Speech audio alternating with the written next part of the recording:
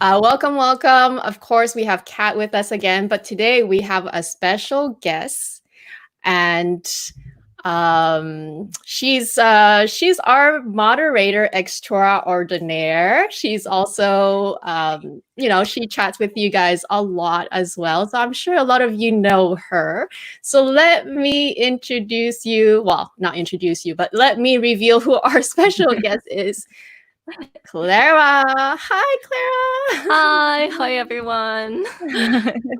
So yes, we're so lucky to have her with us today, and we thought, of course, as usual, we start off our show with like a short segment of usually a topic, but today, I think Clara is going to interview us. It's kind of just like a casual interview, luxury related, of course, and then we'll follow up with our Q&A, which of course with the Q&A section, if you guys have questions for us, make sure to prefix.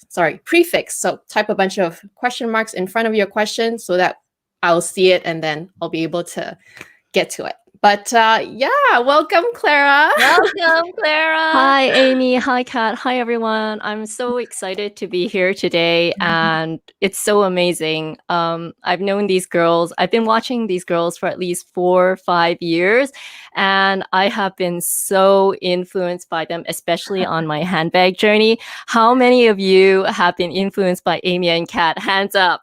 Hands up. I've been influenced by Amy as well. Oh my yeah, god.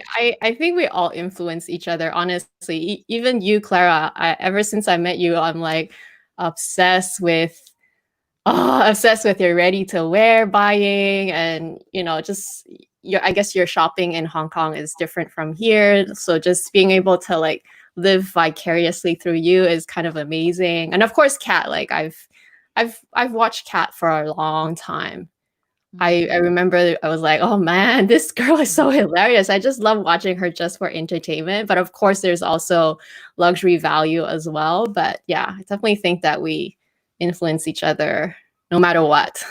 Yeah, so without you two, I don't think a lot of us here on the internet especially would have so many good tips. I don't know about some of the audience, but I have bought so many bad things that I regret, but I also got a lot of good things. So I've been really influenced by both of you. So I wanted to share with everyone probably the bag that I've been the most influenced by these two girls, especially Fashionably Amy. But Kat is obviously got me on the hook. So I think I mentioned to Amy before, I was really tipped over by her on the Chanel Gabrielle. So I just have some eye candy for everyone just to show for you. So this is one of my Chanel Gabrielles. So this is the one that Amy has in the black and the chain. And that wasn't enough, right? I had to get a second one, which Kat actually influenced me because she had a black and beige, which she eventually sold, which we'll get into later. So should I be happy or should I say, Kat, why did you sell your bag? So we'll talk a bit about that later. So here's my medium, the old medium. So that's in the navy and the black, as you can see here. And as if that wasn't enough, Amy had like so many videos. I had to have a round 3, right? Look at this. What have you done, you girls? I love it's really this nice. bag. I like this one. So this is kind of like the kind of a mermaid kind of pink iridescent. And I usually wear this in the summer. So yeah, thanks to you two. This is a bag actually just to share with everyone that I initially thought was quite ugly. And it really grew on me. And it was thanks to these two girls. My wallet is a bit crying. 3 bags lighter. Yes, my purse collection is really happy. So on the talk of influencing, I actually wanted to ask you two, actually, because you've tipped over so many of us. Are there any particular bags that you were maybe on the fence and just so tipped over by some YouTubers online? Like, can you describe which bag it was and if there were particular one video or like a mass of videos that made you buy it. So maybe Amy can go first, and then Kat can share hers. Yeah. Yeah, I have some eye candy for you guys too. I'll talk about the main two ones. So of course, I mean, I started my channel around 2015, although not necessarily with luxury content. It was kind of like a mix of everything. But I did watch luxury YouTubers, and the one that really stuck, because like I said, there's many, many people, but the one that really stuck at the time was Jerusha. She obviously influenced me to buy the Speedy. This is not the original version that I bought. I actually bought the Damier Ebene one first, because at the time, I guess back in 2000 and between 2013 and I want to say 15, I was really into just like the treated leather, because it rains here and I did not know anything about Vachetta, and I just didn't, I was not even attracted to monogram, to be very honest.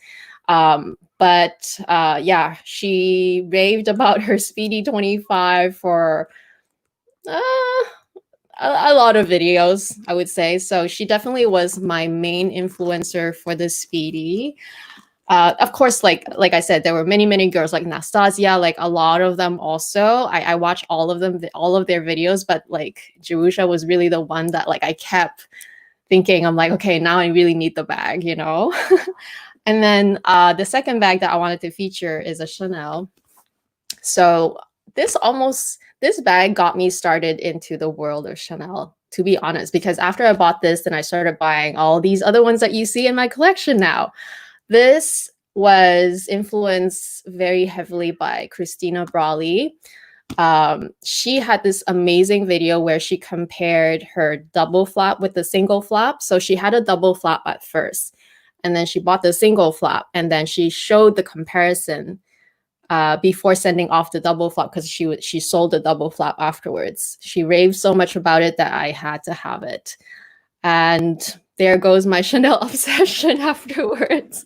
But you know what? A lot of girls are actually unboxing the double flap, and that's like really classic, right? Like even I have actually I do have a single flap. But how do you decide like you want a single versus a double flap? Because like all the rage is like, I want a double flap. I want that like extra flap, whatever it is. You know, it's a bit fussy for me, but like, I mean, it's all the rage. You make a really good point. I think for me, the main selling point is heaviness. It's never anything that I hid on my channel. I actually always kind of talked about it. Well, maybe not in every single video, but I do have lupus. And so I do have joint pains in general. And, you know, it's ups and downs. Some days are better and some days are worse. So usually I just don't carry a lot of weight on me. So for a handbag to be, you know, the extra weight that I don't need for the same size handbag, which is one of the main big reasons. And the other reason was that the jumbo flap, even when I bought this, I think it was in 2005, it's either end of 15 or early 16. It was already so expensive at that time. I think it was already in the, I want to say like high 6,000, so plus taxes, like, you know, in the $7,000 range. I was just not ready for that kind of price range at that time, because I was just beginning to get back into Chanel. And so those were the main two sort of deciding factor for me. And yeah, can't be happier. It's still a great bag. I don't wear it a lot because it's still a bigger bag, but yeah, I guess she influenced me. That's why I featured it. How about you, Kat? Do you have any certain bags that you were just so influenced by, like all like the mass unboxings? Totally. There is one that because I'm in a different location, I only have one eye candy, but this is definitely an mass unboxing influence bag. This multi-pochette, when it first came out, and when the price was at its early first, you know, introductory price, yes, I looked at it and my essay showed it to me, and I just said, what? That is the most ridiculous thing ever. Who would want to wear 3 pouches with a strap? That's crazy. It will never fly off the shelves. proven wrong. It's with me right now. After watching so many unboxings, and I think 2 unboxings and reveals and reviews actually. So 2 of them. Jerusha is definitely one. She wore it. She's like, oh, this is like awesome. And she was saying she doesn't care if it's an influencer bag. It's really, really cool. And then another YouTuber, Purse on Fleek, she was talking about it, and she shared about how she could split it apart in the future. She could sell pieces away, and something about what she was saying really made me kind of, yeah, that's true. You know, I could really use all the different parts. And I think she was the one who said that the pouches are actually slightly bigger. So then I went down the rabbit hole and I started to go all out to get it. And I was telling my essay, can you get it for me? Can you get it for me? And he finally did. So yeah, that is definitely a mass unboxing and a mass reveal. The other item that I think it's not really a mass unboxing, but it's one that I didn't really have in my view. And a few years ago, I actually talked about it. It's actually my Neo, the toiletry BB, the one that I recently purchased. That one is a Nice BB. I was a Neo BB. Nice BB. So that piece, when it was kind of hot, people were wearing it as a bag. And to me, again, ridiculous. Who's gonna carry that as a bag? Like, it's so big. But I think in the past year on Instagram, a lot of photos of people posting it were with all the makeup and everything. And something about that, I was just, okay, I need one. I definitely need one. So yeah, those were my influence purchase. Oh my goodness. And I think you kind of influenced some other people here on this channel. So I know Fashionably Amy has one. Yeah. I totally bought this bag too. I mean, like, you know, I saw Jerusha got it. I saw a couple other girls got it. I'm still fine. I'm like, whatever, I don't need it. When Kat got it, I'm like, okay, babe, you need to tell me the scoop. Tell me, do I actually need it? Because I've been resisting everyone's unboxing. I'm like, tell me, do I actually need it?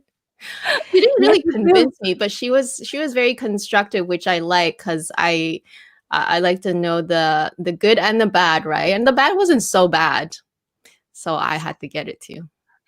Of course, Clara, you too. Yeah, unboxing coming up later, maybe. Stay tuned, guys. Should I do it on the streaming? Channel later. Should I do it on the streaming? Anyways, it's up to you. When that came out, I was thinking it looked ridiculous. I agree with you, and I was like, I have the mini pochette, I have the pochette accessoire, which is, by the way, a fabulous bag, and I also have the coin case. So I was like, what is this? Like SLG Christmas tree design? So, but you know, it did look really cool. So definitely tipped over. So on that, I mean, how do us as people shopping for bags, we see all these mass unboxings, how do you know it's right for you and your lifestyle? Like, how do you judge? Because obviously there are some that are really obvious, no, that's just not for me. But then there's kind of some that kind of like, you know, it's like the multi-pochette. It's like, oh, it's kind of weird. And then it's like an ornament bag. And then later on, it's like, before you know it, you buy. But how do you know if it's the right thing? And how do you know that you can trust the person that is giving you the recommendation? So I just want to kind of hear your thoughts on that. So maybe Kat can go first. Good one. Because this is a good example of totally like, no, I don't need that in my life. This is ridiculous. You know, I think for me, it's two things really jump out when I look at something. Either it's love at first sight. It's like, what is that? I need that right now. Or it's just like, what is that? I don't need that right now. It's very extreme. Okay, it's very extreme. So the ones with, I love it right now, it's probably maybe aesthetically, it's very nice. And I jump at it. But of course, now I'm a little bit cleverer. I wait a little bit, you know, hold off a little bit, and let's see if there are, you know, just to, you know, get a chance to try it in store. But then there are those where I am totally not sure about, where it's like, what's going on? What's going on? What's going on with this? I'll give you another example, actually. But I've sold that bag. That's the bum bag. that is also another one with mass unboxings, right? A lot of people had the bum bag, and I had the same feeling like, whoa, what are we doing with the bum bags? Why are the bum bags coming back? But I think for those, if it grows on you, it maybe looking at your collection to see if you have something similar. Does it fit into your lifestyle? Does it fit into your collection? Just to get that kind of perspective, especially for the ones that you're not sure of. But also, if it's love at first sight, sometimes it's that lust feeling. You're like, oh my gosh, that is the most gorgeous thing, but it doesn't suit you, you know? So yeah, I think for me, if that's how I pick, you know, at both sides, I would take a step back and review my whole collection. Especially for me, I have pretty big collection already. So if I don't have something like it, then it starts to build the interest. And if I have something like that, then I'm thinking, well, do I need something extra? So that's yeah, probably how I look at it. Let's see that nice strap, the multicolor. That is so cool. Has everyone seen Kat's this is canvas Sarah's strap? She idea. changed the strap. It's so cool because you can mix it up with your other straps and make it a bit more fun. That's so cool. So I know actually I've noticed like Amy doesn't change around her bags. Like she doesn't sell them too often. So she seems to like have a really good eye and just like really know what she wants. I mean, a lot of us watch all these unboxings and sometimes we're like, ooh, I want that. That could look good on me. And then you get it and you're like, you know, 3 months later. But I find that Amy's really good on that. So do you have any tips for us on how you know like what someone has unboxed is actually right for you and right for your lifestyle? You're so generous with your compliments. Thank you. It wasn't always perfect, to be honest. I would say that you don't know for sure. I honestly don't think that it's possible to get it right every time, and it comes with time for sure. I don't know if you've noticed, so between the beginning of my channel until maybe like the last couple years, my collection actually has changed a lot. Of course, it grew a lot too, but a lot of the older bags that I had from the beginning, I no longer actually have. And it's because over time, I really realized the styles that really worked for me. Mainly smaller bags because they're lighter and they just suit my body frame a bit more. And I just realized that I just like the look on me better. And of course, I also realized that I just like Chanel a lot. The aesthetics just really work for me. So it's really learning over time. And once you get to the point where you know yourself enough, then you get it right most of the time. So that would be, it's kind of like experience. It's not really a trick. You just get to know yourself better over time.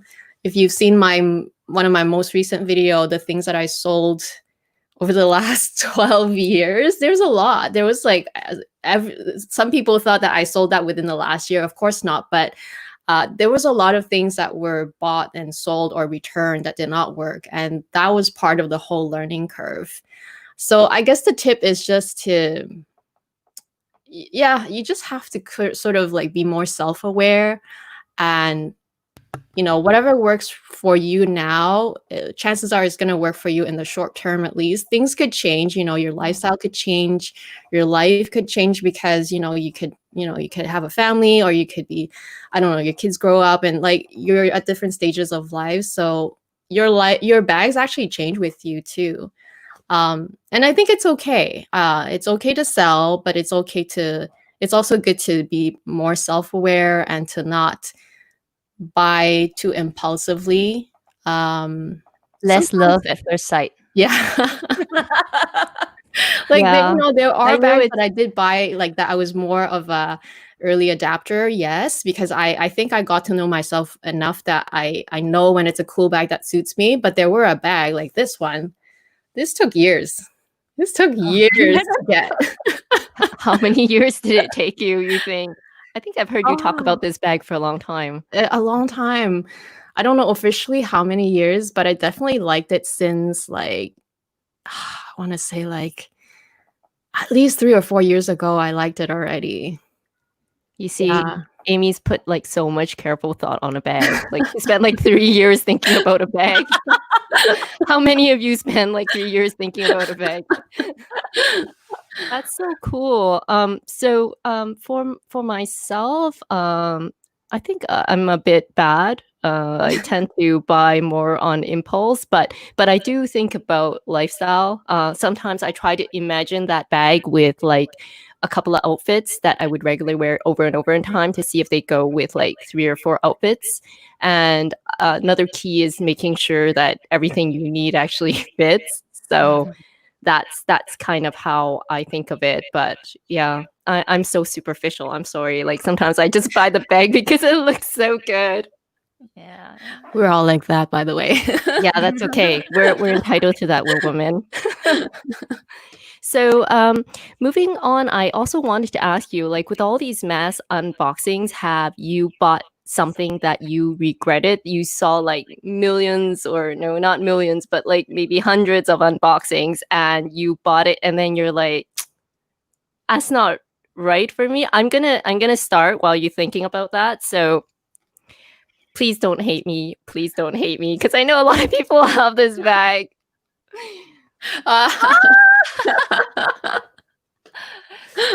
So this is the Louis Vuitton Pochette Métis. So I agree. Okay, this is a very practical bag. It's very carefree, and there's just like multiple ways to wear it. You know, I don't disagree. You know, it's like healthy food. It's good for you, but you know, it doesn't always like, you don't always want to have healthy food. Sometimes you want like chips or like, you know, ice cream or whatever. So this was a bit like that for me. I was like, oh, it's practical and everyone's unboxing it, so it must be good. But truthfully, I bought this bag. I bought into the rage, and honestly, it's not that it's not a good bag. It's an excellent bag. I just feel it doesn't really go with my style or my aesthetic. It doesn't, you know, I feel this is a bit too casual for work. So I work in a professional office, so it's a bit too casual. And then on weekends, I feel like I'm really gravitating towards a bit more casual or mini bags. So I feel this, you know, is just doesn't suit my lifestyle. So yes, for those of you who have this bag, please don't hate me, but this is a bit of my personal experience, and it's made me, you know, just kind of step back to think about, okay, I'm watching like 20 people unbox, like for example, Kat talks about like the Dior liver bag, and you know, if anybody's just seen her last video, everybody's got to watch that. You know, there's like AirPods that have like earrings on them from LV. Yeah, I gotta see how many people are gonna unbox that, right? So I don't know, it'd be interesting to find out from you guys, you know, are there bags that you actually bought because of the rage and actually kind of regretted afterwards? So maybe Kat, you can share on your side. Right at the top of my head, the one that I can remember, and I think this was even before I started YouTube, it is actually the favorite, LV favorite. I've never revealed it on my channel. I bought it because that time, that was like 5 years ago, everybody had the LV favorite, MM. I don't know if y'all know that, right? Everybody loved it because it's like this size, actually. This is actually a very popular size of a bag, right? Except that it had the flap with the magnet.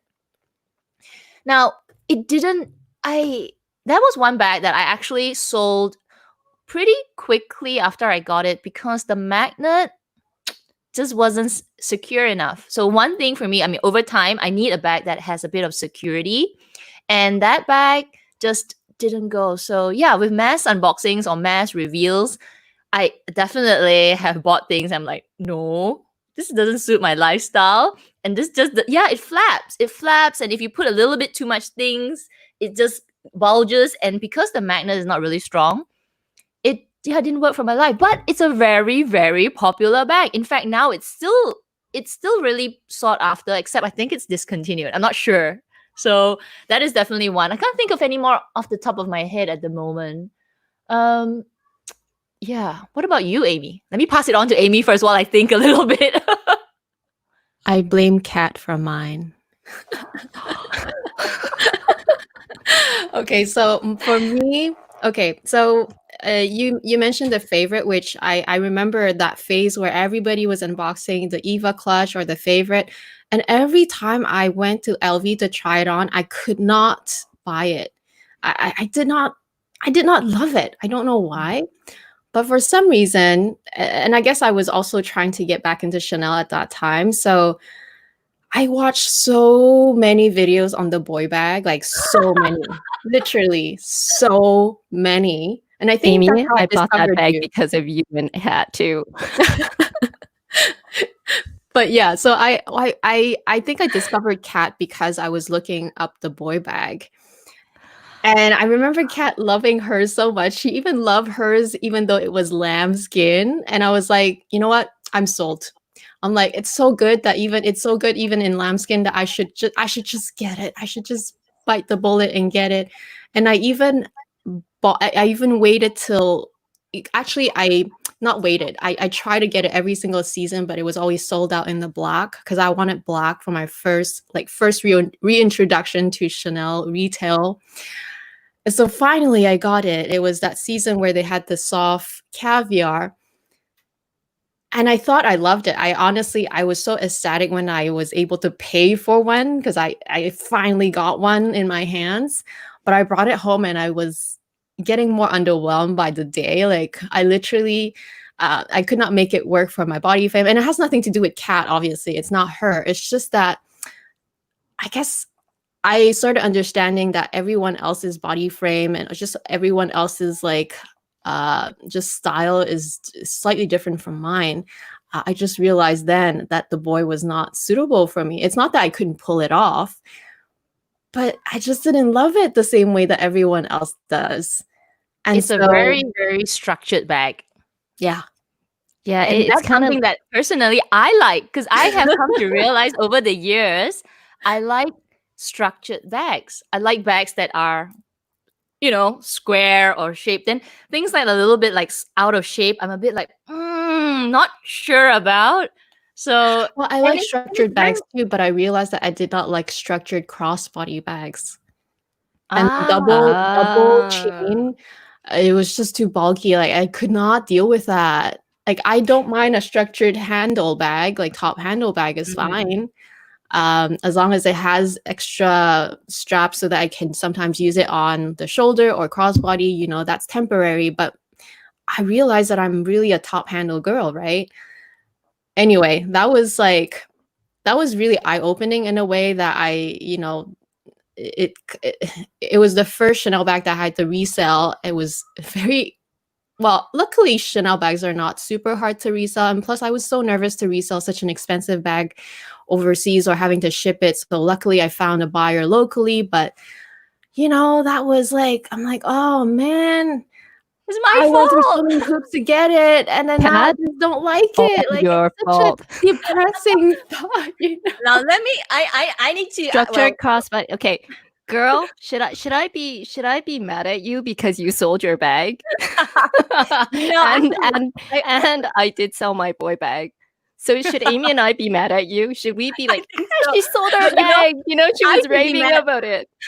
I should be mad at Amy because she's making me want my Gabrielle back. And actually, I need to defend the Gabrielle back. And the reason I sold it is because it was white. And that is another thing that I learned over time, that if I didn't buy it in beige and black, it would still be in my collection. The beige, I got so terrible color transfer on it, and it looked like I tortured the bag, even though I didn't. Because maybe it was cream color. The creases look, even yours look better than mine. And you're using it. Mine looked as if I had grandma's elbow skin at the top of the bag. No, seriously, yours look so much better. Mine looks so bad. And I think it's because the cream color really makes it just look, terrible. So I miss my bag so much, okay? And do you know that today, the Chanel 20A collection, today, I'm in quarantine, thank God, is out. Like, people are buying it. and because we're talking about the Gabrielle, one of the essays messaged me and said the Gabrielle new medium is it's like, it's calling me. It's calling me. So I blame Amy for making me want it back. You too. We're so bad for each other. Oh man. Okay, that's a really, really amazing round. I know you had more questions, Clara. I don't know if you want to continue or if we should get to some questions. Yeah, maybe we can get to some questions and see if people have some questions. I see there are quite a few questions. There's a few questions. All right. Amy, I'm just gonna. There's somebody at the door, so I'm Okay. just gonna. You don't have to put me away. Just give me a second. Okay. Go ahead. Well, Clara, you're welcome to hang out, or you're welcome to stay in the background if you want. But since Kat is not here, why don't you just hang out a bit with us? Great. Let me see if I can show a question without like hiding your face. Oh yeah, there you go. All right. So basically, if you guys have a questions, make sure you put a bunch of question marks in front so that we can get to it, because we're on a different platform, so we don't really see when you guys tag us. But let me scroll to the first question. How did you guys like this segment with Clara? She's amazing, right, guys? By the way, if you guys don't follow Clara already, please do. I'm going to make sure to link to her channel afterwards when I'm going to change the thumbnail to like, I'll put her actual face on our video. Yeah, make sure you guys are following Kat and Amy and you like the live stream. Housekeeping. She's still being our moderator. Housekeeping. Here. Okay, I see the first question by Chris Tan. Oh my gosh, only pick one handbag from your entire collection and end up using for a year. Which bag would that be? Wow. And why? Wow, that is a hard question. Just pick one handbag. Do you want to go for it, Clara? I'm gonna go first. So this depends if it's a luxury handbag or just like a regular handbag. If it was a luxury handbag, obviously it'd be something I could use both for work and also for leisure. It would probably be my first Chanel bag. So it was the Chanel Reissue 226. And the reason, because it's classic, it can be worn to the office where I work. So I work in a professional office. It carries enough for work, but it's not so blinged out. It's ruthenium hardware that I could also use it casually, and it could carry quite a lot. And I could use it mostly dress slightly up and down. So if I could only use one bag for the entire year and it was a luxury bag, that would be the bag, just based on my lifestyle. I actually love that choice. I think I'm going to be boring and say the same thing. It's going to be my pandemic bag, just because. Oh, and by the way, that means it's my Louis Vuitton pochette accessoire, a multi-pochette accessoire, because yeah, for the next foreseeable year, I really don't even know. Like, we don't know, right? So I think I'm going to cheat and say that one. Plus, that one is a good travel bag. It's a good evening bag. You can detach, wear it one, several, all. Yeah, just love it. What about you, Kat? I'm gonna be. I was assuming that we might travel. I was gonna pick my Foray Lepage Daily Bella tote, and I'm not a tote person, but same as Clara, I'm gonna think of like, maybe needing it for work, and maybe during the weekends I might use it as like a grocery bag as well. So more of like a full. It could fit anything, and if we could travel again, that would also be very suitable. I was thinking about the pandemic bag, this guy here, but I was thinking, well, what if I need a little bit more space? So yeah, so I assume that we're going to travel. I'm going to assume that we're traveling. Oh, I was saying that if I needed more space, I would just bring your IKEA bag, like the, foldable bag, because that's what I do. I just bring like a fabric bag when I go shopping, and I put all my shopping inside. That's true. That's true. I actually want to say hello to MK. If you're the same MK that I know, I cannot believe that you woke up early enough to join us. Thank you so much. If he's the same person that I think he is, he's from Paris and it's really early over there. Okay, next question is by Shanna. Is it worth splurging designer shoes or designer wear? What do you think, Clara? I know you like your I'm going designer to wear. take that because I do wear a lot of designer shoe and designer wear. So I live in Hong Kong. I walk a ton, like a ton, at least 10,000 steps just from like regular lifestyle. It's not like I had to go down and run around the park to get 10,000 steps, but I do splurge on designer shoes for a couple of reasons. First of all, you need to think about your lifestyle. So I work in a professional industry, so I do need to wear professional shoes. However, when it comes to things like Chanel sneakers, and some of you may know I do own some Chanel sneakers, some Valentino rock studs. Is it worth splurging? I always think about cost per wear. So how often do you think you can wear them? Will you be wearing them a lot? So if you really think about it, if you think you'll be wearing them a lot and it will go with a lot of your outfits and it will, complement your look, then to me, it's kind of worth it if you can wear it a lot. Obviously, it also depends on your lifestyle. If you are in a place where people just don't wear a lot of designer luxury shoes and it's not appropriate, then, maybe not as much. To me, it's worth it because it does complement my style and things like that. But I think there's something to note that I have really to share from my experience is that not all designer luxury shoes are comfortable.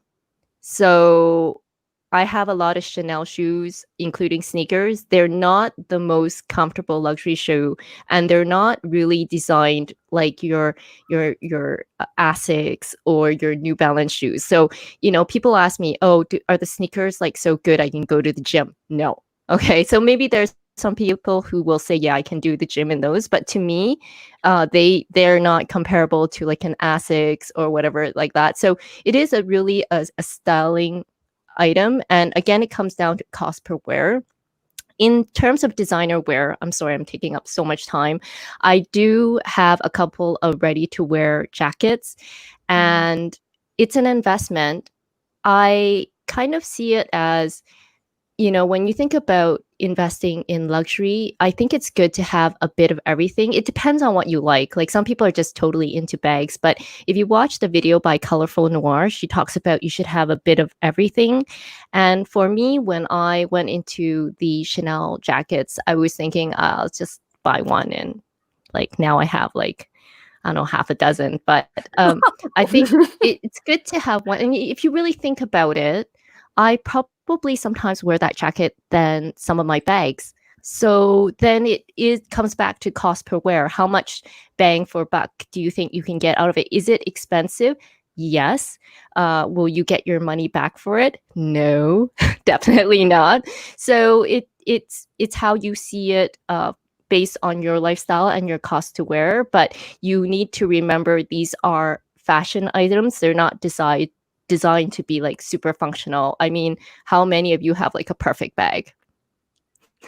Luxury bag, right? So the short answer is cost per wear, and you need to look at your lifestyle and your budget and make the most out of the cost per wear out of that item. If you don't think you'll get a good cost per wear out of it, then you really need to think twice about it. Yeah. Good answer. Sorry, long answer. Everything Clara said, I agree. Exactly. I'm like, oh, she answered for the three of us, actually. It's But true. it's so true because cost per wear is definitely number one. For me personally, shoes are not worth it to splurge on designer just because like you have to look at your lifestyle, right? It's kind of health related for me for more than lifestyle, but it's kind of the same thing as lifestyle, right? If it's not comfortable, I can't walk in them, what's the point? I do have a few pairs now, but I did buy them on sale, so that kind of helps. Just because I do like the look, right? I do like the you know, the quality and all that. But it doesn't mean that it's comfortable. And this is it's the same for clothes. I like a few labels because they suit my body type, and I love dresses. So I do buy a lot of dresses from Self Portrait, for example, but I'm not gonna buy everything. So you kind of have to look at what suits you, your lifestyle, cost per wear, everything counts. Totally. For me, shoes are really hard to find in the designer side, because I had a knee surgery, and before my knee surgery I could wear anything. Like I could wear heels that are like this big, but after that it became 100% comfort, because if I can't walk in it, it'll hurt and I'll just suffer. So that's not worth it. Even if the designer shoe is stunning, but they hurt, and they're not, like Clara said, they're not all so comfortable. With designer wear, I'm really new to it. I don't have a dozen jackets, but I did buy a few tops. So yeah, if you look at your lifestyle, like for me, I'm pretty casual, so I like t-shirts. So I do have a few LV t-shirts, and I do agree. You know, you will get cost per wear, because when you wear it, you're like, you really feel like you are buying it for yourself, you know? So yeah, for me would be a few tops, but I'm really new to this designer wear. I think it's a slippery slope. Once you start, you're like, okay, money's going there. Absolutely. Let's great question, by the way. Let's jump into Carolina's question. Oh, it's kind of like a remark, not really a question. She said, frustrating to see LV copy other fashion houses, like the new embroidery bag. I think they all copy each other, to be honest. What do you guys think about the collection that she's talking about? Do you know which one she's referring to?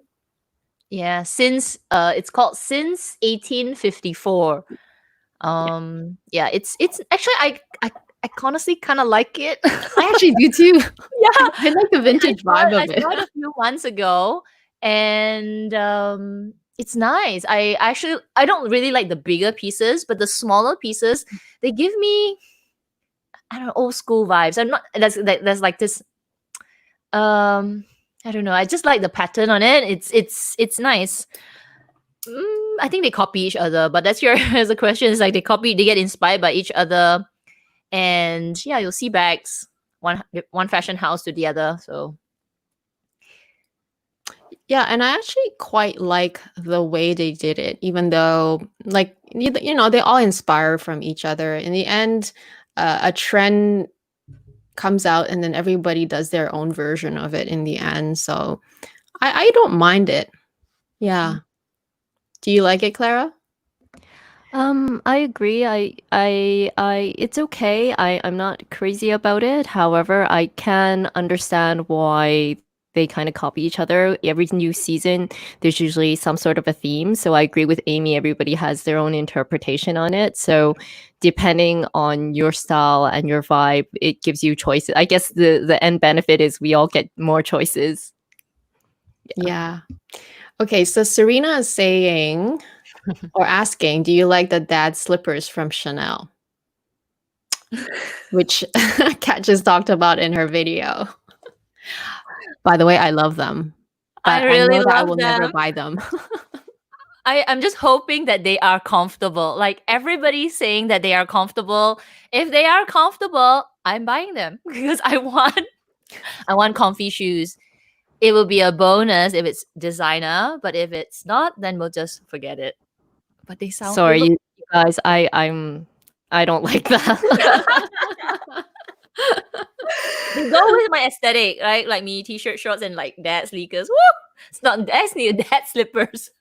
I don't know. They look a bit too, I don't know, for me they look too masculine for my style, but yeah, it's not something I like. So I know it's all the rage, but you know, I could be wrong. Like next week I could like have an unboxing on those shoes, but but yeah, it's not, I personally don't like them. They just don't go with my style. And you know, open toe in Hong Kong where people are just always stamping on your foot, you're like, yeah.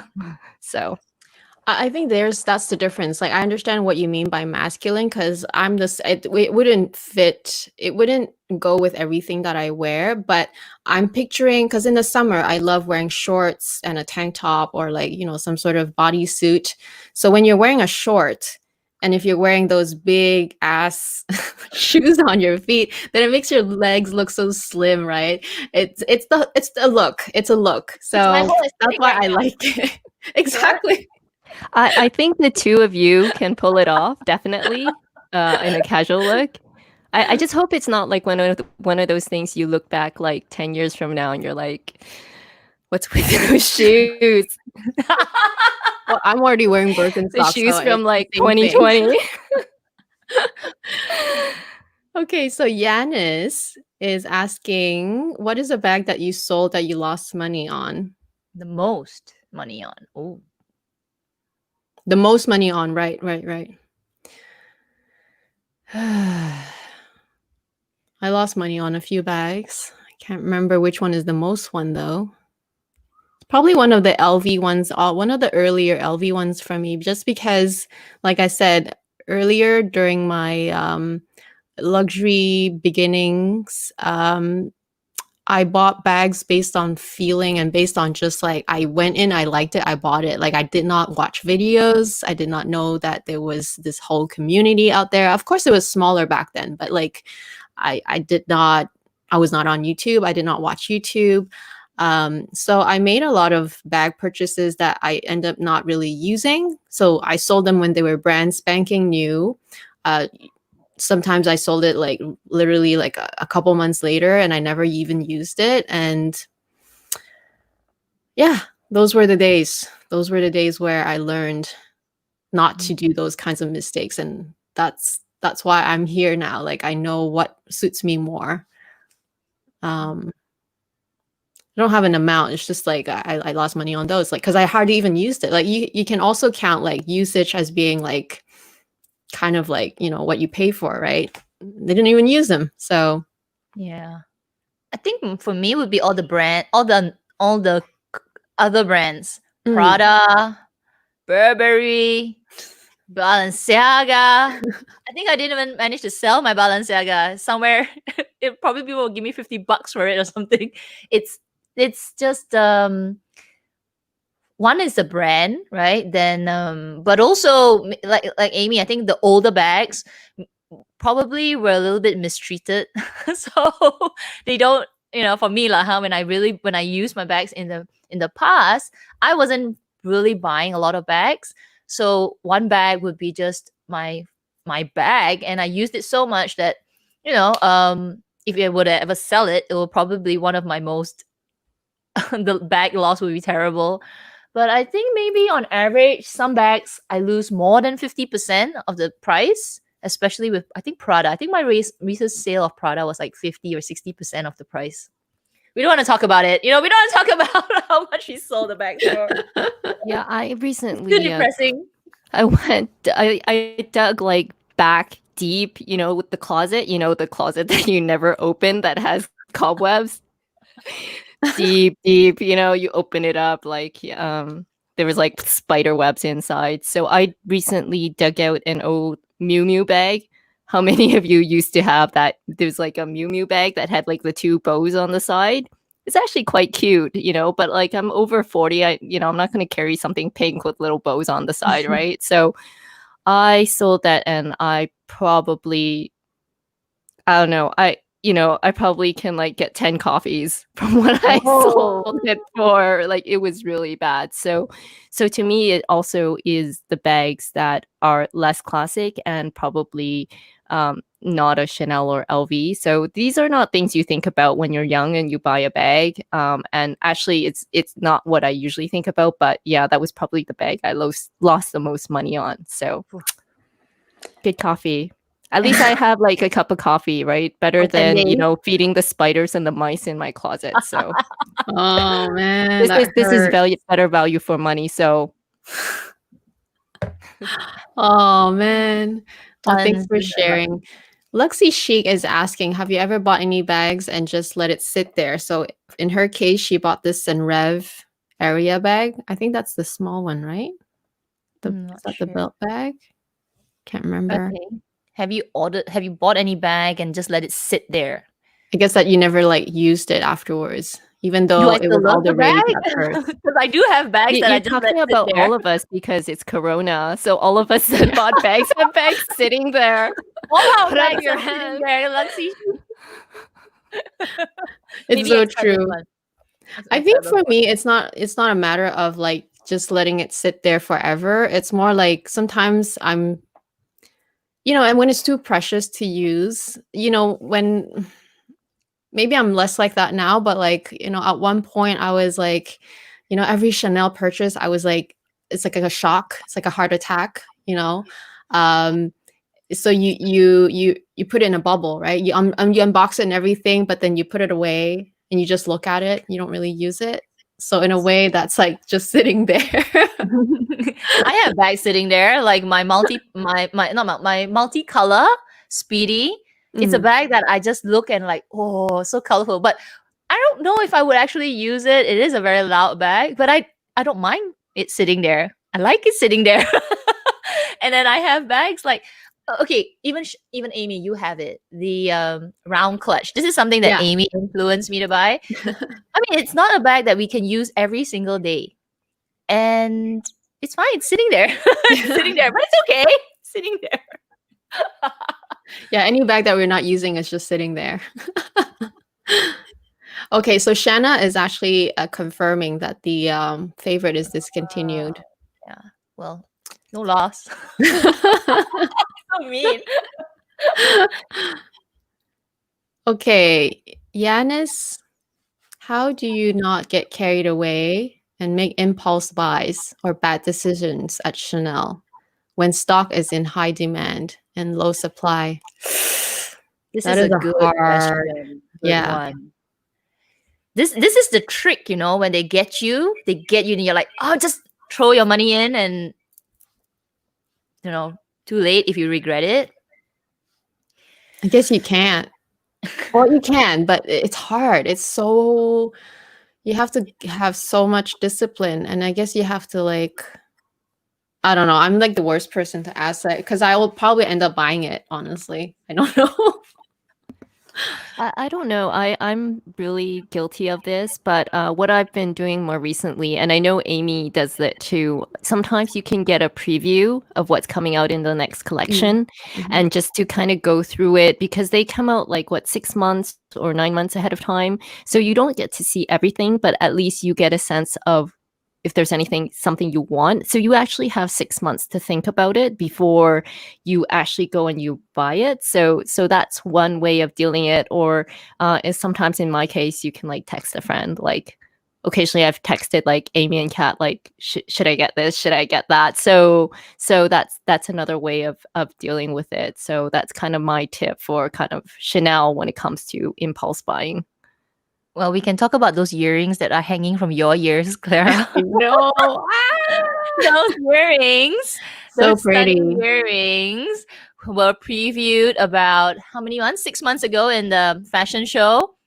And they came out on the app and everything. And at first, I didn't want it, but now I want it because that's an impulse buy.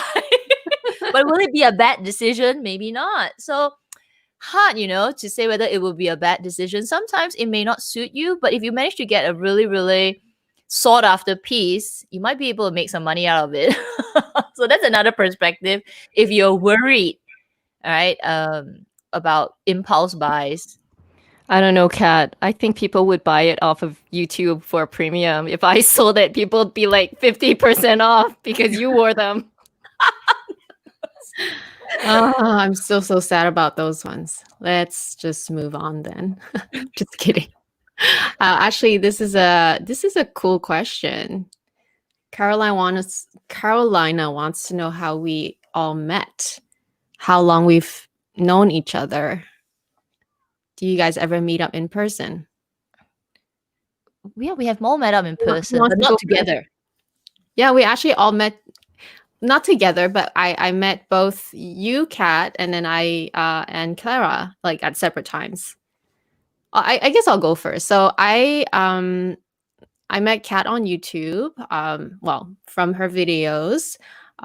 Like I said, probably from the boy video, and then yeah, just when I guess when you like someone on YouTube, like you just like their personality, you comment on their videos, and then like in 2018, I went to Hong Kong to attend my cousin's wedding, and then my mom wanted to also travel kind of like outside of Asia, not outside of Asia, but around Asia a little bit, just with me and her. And then she wanted to go to Singapore. So I'm like, oh, I have this friend in Singapore. Why don't I meet up with her? And so DM'd her, met up, spent an evening, very chill.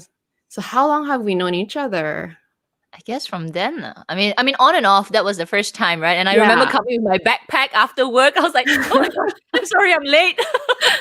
No, you were not late. Like, it's just like, you, of course, you just went back to work. It was right after Chinese New Year, so it was like literally you just came back to Singapore from Malaysia, and then for us, it was like one of our last few days in Singapore. So it was lucky that you had even like an evening, which was so cool. And then with Clara is even more funny because I did not know of Clara, but like it was the launch. Oh my gosh, it was the launch of last year, the Métier d'Art collection. I was at the front of the line. She was like the first person there. At the front of the line. I totally forgot about that. And then of course I was just minding my own business, trying on bags once I was inside. And then Clara comes up to me and she goes, "Oh, hi, Amy." I can't remember what you said. All I thought was like, "Do I know you?" Like, how do I know you? I'm like, how come I don't remember you? And then you're like, "Oh, I'm Clara." And then you told me that you DM'd me, and I was trying to think. A lot of people DM me. I don't know which one you are. But anyway, she was so nice. We kept chatting, and then we kept in touch afterwards. That's oh, actually, and then we met up with her one more time before you left, I think, with Amy Jo as well. Right? I think we did. Amy Jo. Yeah. So that's how we met. So I kind of I think Clara knew of me earlier on, but I only, I guess, started hanging out and chatting with Clara on a regular basis since last year's Métier d'Art collection. Pretty cool, huh? How about you guys? Kat, do you want to go? Oh, Clara can share. Me? We met each other in Singapore. You came. I came to Singapore. Yeah. So for Clara, I met her. I think we were chatting. I can't remember how we started to talk. I think you were messaging me or something. I can't remember how. But you were giving me tips on the bag you sold. Maybe. And then we started chatting because she's so funny. Clara is so funny. Then you said that you were coming to Singapore for work, and so happened that I was there. Then we met up for kind of like, was it after dinner or something? And we chatted until really late. It was so cool. And I was supposed to go Hong Kong and meet up with, but then never get a chance to go and see you yet. So yeah, sooner, Clara, when all this is over, we're going to meet up in Hong Kong for food. Yes, for sure. It was actually, it was really funny meeting Amy because I met her at the Chanel boutique. So, where do you everybody, you know where to find Amy, okay?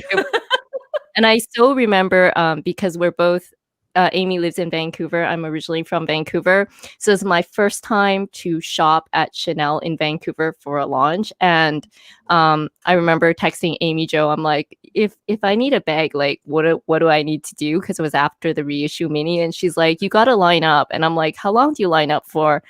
Oh, sometimes you line up for as much as like 3 hours. And I was like, what?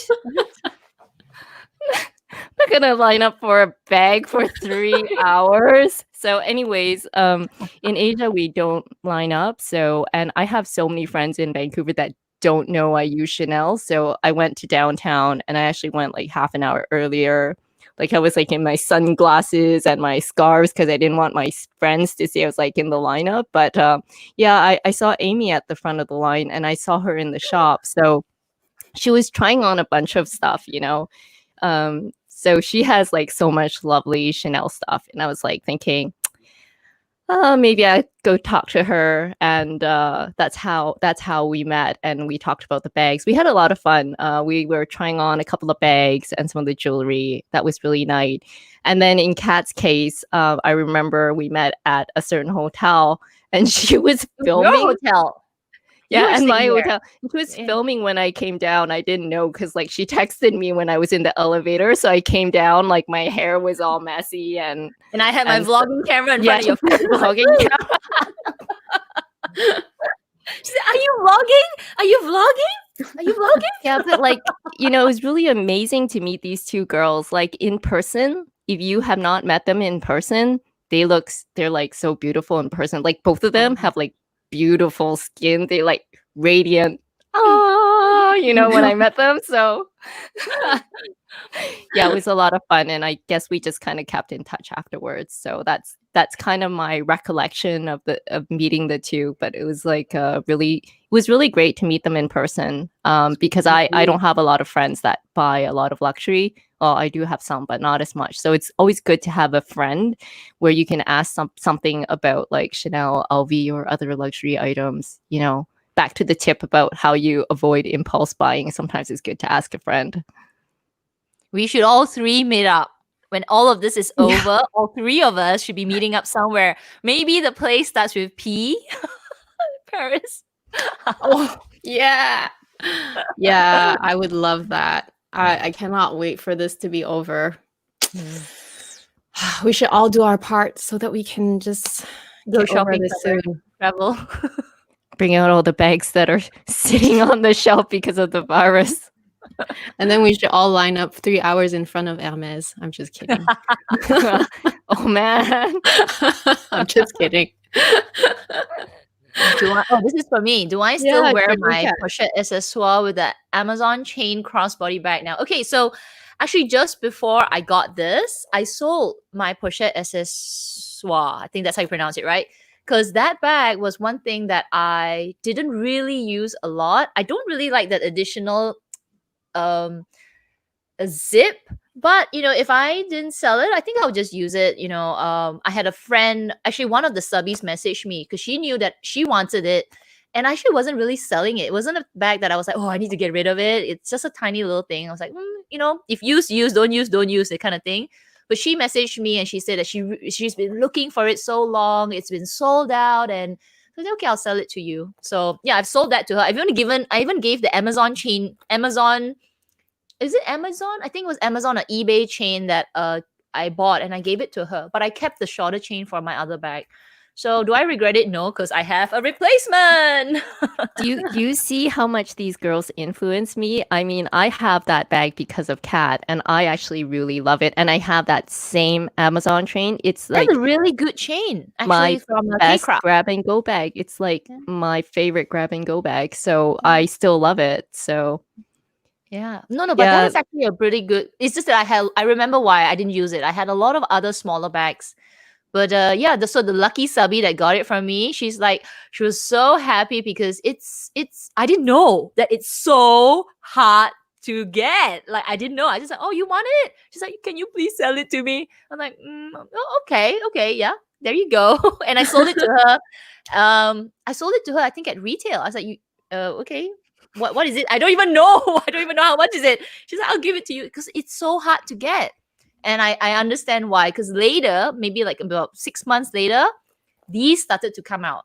So it was probably a strategy at LV side. Okay, this is also a quick one for you, Kat. Oh, okay, just a quick one. Yeah, no, nothing. So the alcohol spray that when I went into my first quarantine, if you did watch, if you don't follow me on my Instagram, it was funny that I got sprayed with alcohol, but the mist was so fine that nothing. My bag is absolutely fine. I do think that if they splashed alcohol onto my bag, it might make it hard, but no, nothing. It was so light. It was like it's like a face mist.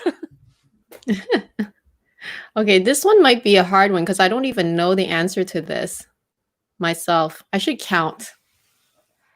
I think I'm in the 2 zeros at least. That's me. I can Okay, count so right now, Jane, like quickly. does this include all the does these include all the contemporary ones? Let's not count I- the contemporary. Do I include my Hello Kitty? That would be too much. Okay, Right? give me a second. I have it. I've listed it. You know what? Like, if I have to count my bags, like my husband calls it the avalanche, it's gonna fall. I have it. 1, 2, 3, 4, 5, 6, 7, 8, 9, 10. I can't count. I probably have at least 20 or 30. I think I count 23. Yeah. Yeah. What about we should ask everyone on this channel as well. So you don't make us work. How many Everyone do you all comment. have? Put it in the comment section. So I've got you've got how many, Clara, Amy? I think I count 23. Like if we don't, I don't know if we're counting the little round one, but let's say we do. I think I count 23. Is Longchamp considered? I can hear Amy counting in Cantonese. Is Longchamp considered? No. Oh no. Okay, I count 23 so far. Okay. Yeah, I got 23. That's terrible. You got 23 too? What? But did you Shame on me. count your round clutch? Not enough cost per wear for my bags. Oh my gosh. Yeah, 23. So we're good. We're good. How many?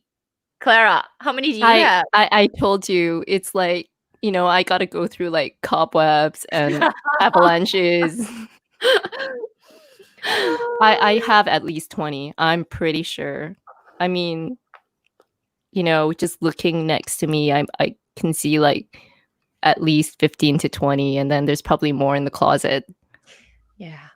I have my list right here. I was doing a count the other day and I was like, oh man, did we overdo it? Did we overdo it? But it doesn't feel it feels okay. By the way, I see Gina. Hi, Gina. Yeah, Gina. Hi, Gina. Okay, this is just a little quick comment. MK. MK likes to disagree with me too. He says that Chanel sneakers are more comfortable than Nikes and New Balance. That's good to know. Aren't you But we were bougie talking about at the the bags. gym, MK? You're a bougie.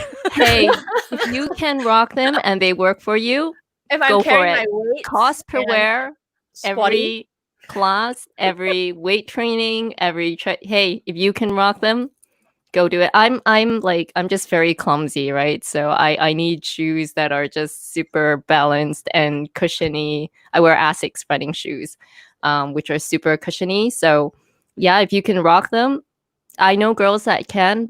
Just like I'm just very klutzy, and you know, I'll probably trip over myself over the laces and things like that. So I might throw a weight. I might throw some weights at anybody that comes near my Chanel sneakers, though, and step on my foot. I'll be like, get off my foot. I agree. I would like to meet you one day, MK. I really want to see how you dress because, like, oh man, the way you describe the stuff is like, of course, in French too. I mean, amazing. Okay, so New Way is asking, what do you think about bright colored bags, like pink, blue, etc.? I like them, but I don't buy them for myself that much. I like them. Yeah, me too. Depends on the design of the bag as well, though. Because if it's like a big pink bag, then maybe not. But if it's tiny, small, and cute, maybe. Depends on the design. yeah, I agree. I think smaller bags look better in bright colors versus larger bags, but I think everybody can rock it depending on your style. Yeah. Okay, this is a good one. For the same price, which one would you go for? Mini Lady Dior, Chanel Mini, or Coco Handle? Same. Chanel Mini all the way. I think so. Yeah, I've Same. been brainwashed by Amy, Chanel Mini. same. And if it's a mini square, definitely. Just because the Chanel Mini is so versatile, right? Because like literally you could wear anything. You can dress to the nines. You can still wear the Chanel Mini. You can be so casual, literally in shorts and t-shirt like today, or you can be in the big sweatshirt. I wear my big Mickey Mouse sweatshirt and I wear my Chanel Mini. It still looks good. I don't know how it works, but that's how the Chanel bag works. Chanel Mini all the way. But if I have to choose a second one, man, that is a hard one. That I don't know. Which one would I go choose? for the mini Lady Dior. I'm inclined to. Yeah. Now that I have one. So for me, I think the quality of the Chanel Mini is a lot better than the Coco handle. So I'm a bit biased because the Coco handle doesn't have perfect quality. So definitely the Mini, but I'm more of a Chanel girl, so I had to pick the Coco handle. The Dior is lovely too, but it's for me, it's a bit more girly. So yeah, I see myself with Chanel than Dior, but they're all lovely. They're all wonderful. You can't go wrong with either. You're a Chanel addict. Yes. I need help. Excuse me 1 second because I was gonna click on something and then it just went all the way down. But yeah, I see even a though lot I of do own comments. 3 Coco handles, I still feel like now that I finally have my Lady Dior, I almost feel like I want to give the Lady Dior a second, like the second position, just because I do feel like I don't know, it's so special and different. Before you go to the next question, I'm just scrolling and looking at all the answers from people saying how many bags they got. I see a lot of 2s at the front of the numbers, like 23, 29, 26. We've got Dimdal at 30, and then we've got Carolina at 26. You're like, hey, I think the right number is 20 something. Yeah, we're pretty much in the average, right? Yeah, we're average, you know? Yeah. Yeah, there's nothing wrong with that. There's We're nothing within wrong with average, you know, So 20 if you're bags. There's nothing wrong with that. if you're below 20, you got to catch up. Okay? If you're Hello, Mr. Clara. Yeah, 20 something is average, so I'm actually below average, so it's substantiated. I have another bag. Can you hear the live stream? Okay, this I don't know the answer to either because she's asking how much is your current collection worth now for all 3 of you, and who has the most who has the most expensive one? It must be Clara. Yeah. I think it's Amy. What? How can it be me?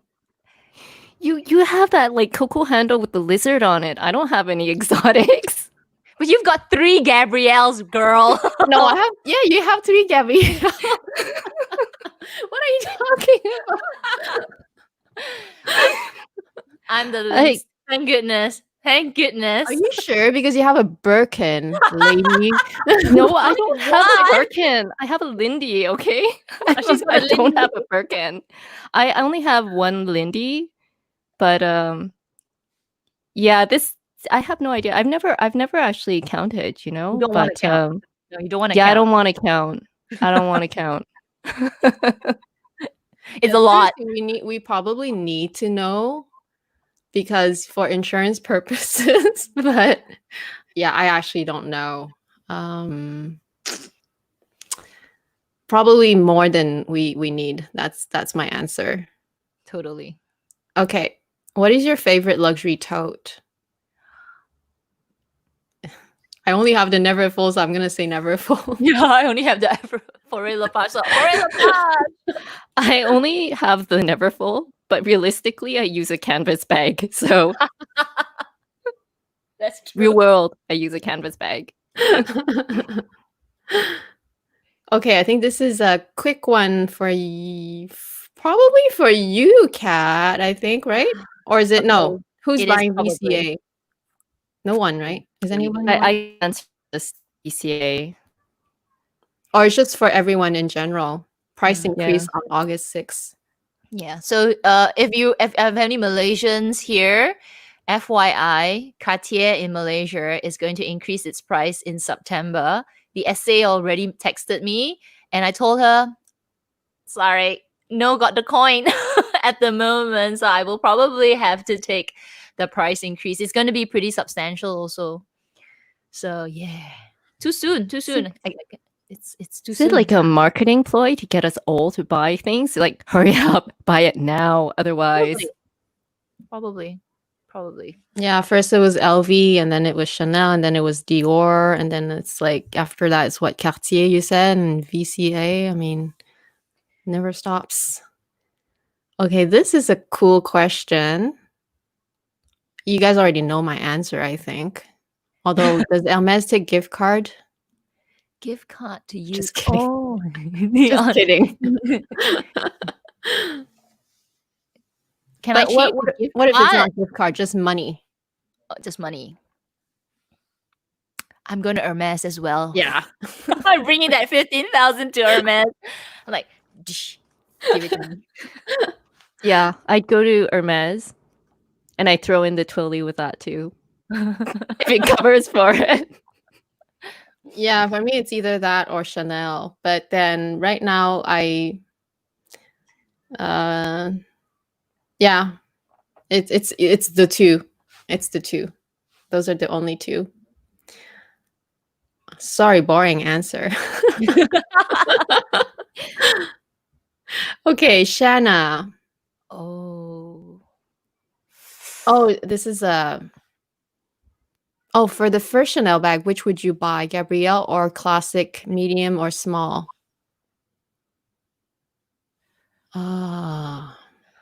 At the current price, it's tough. Because I know Clara made a really good video on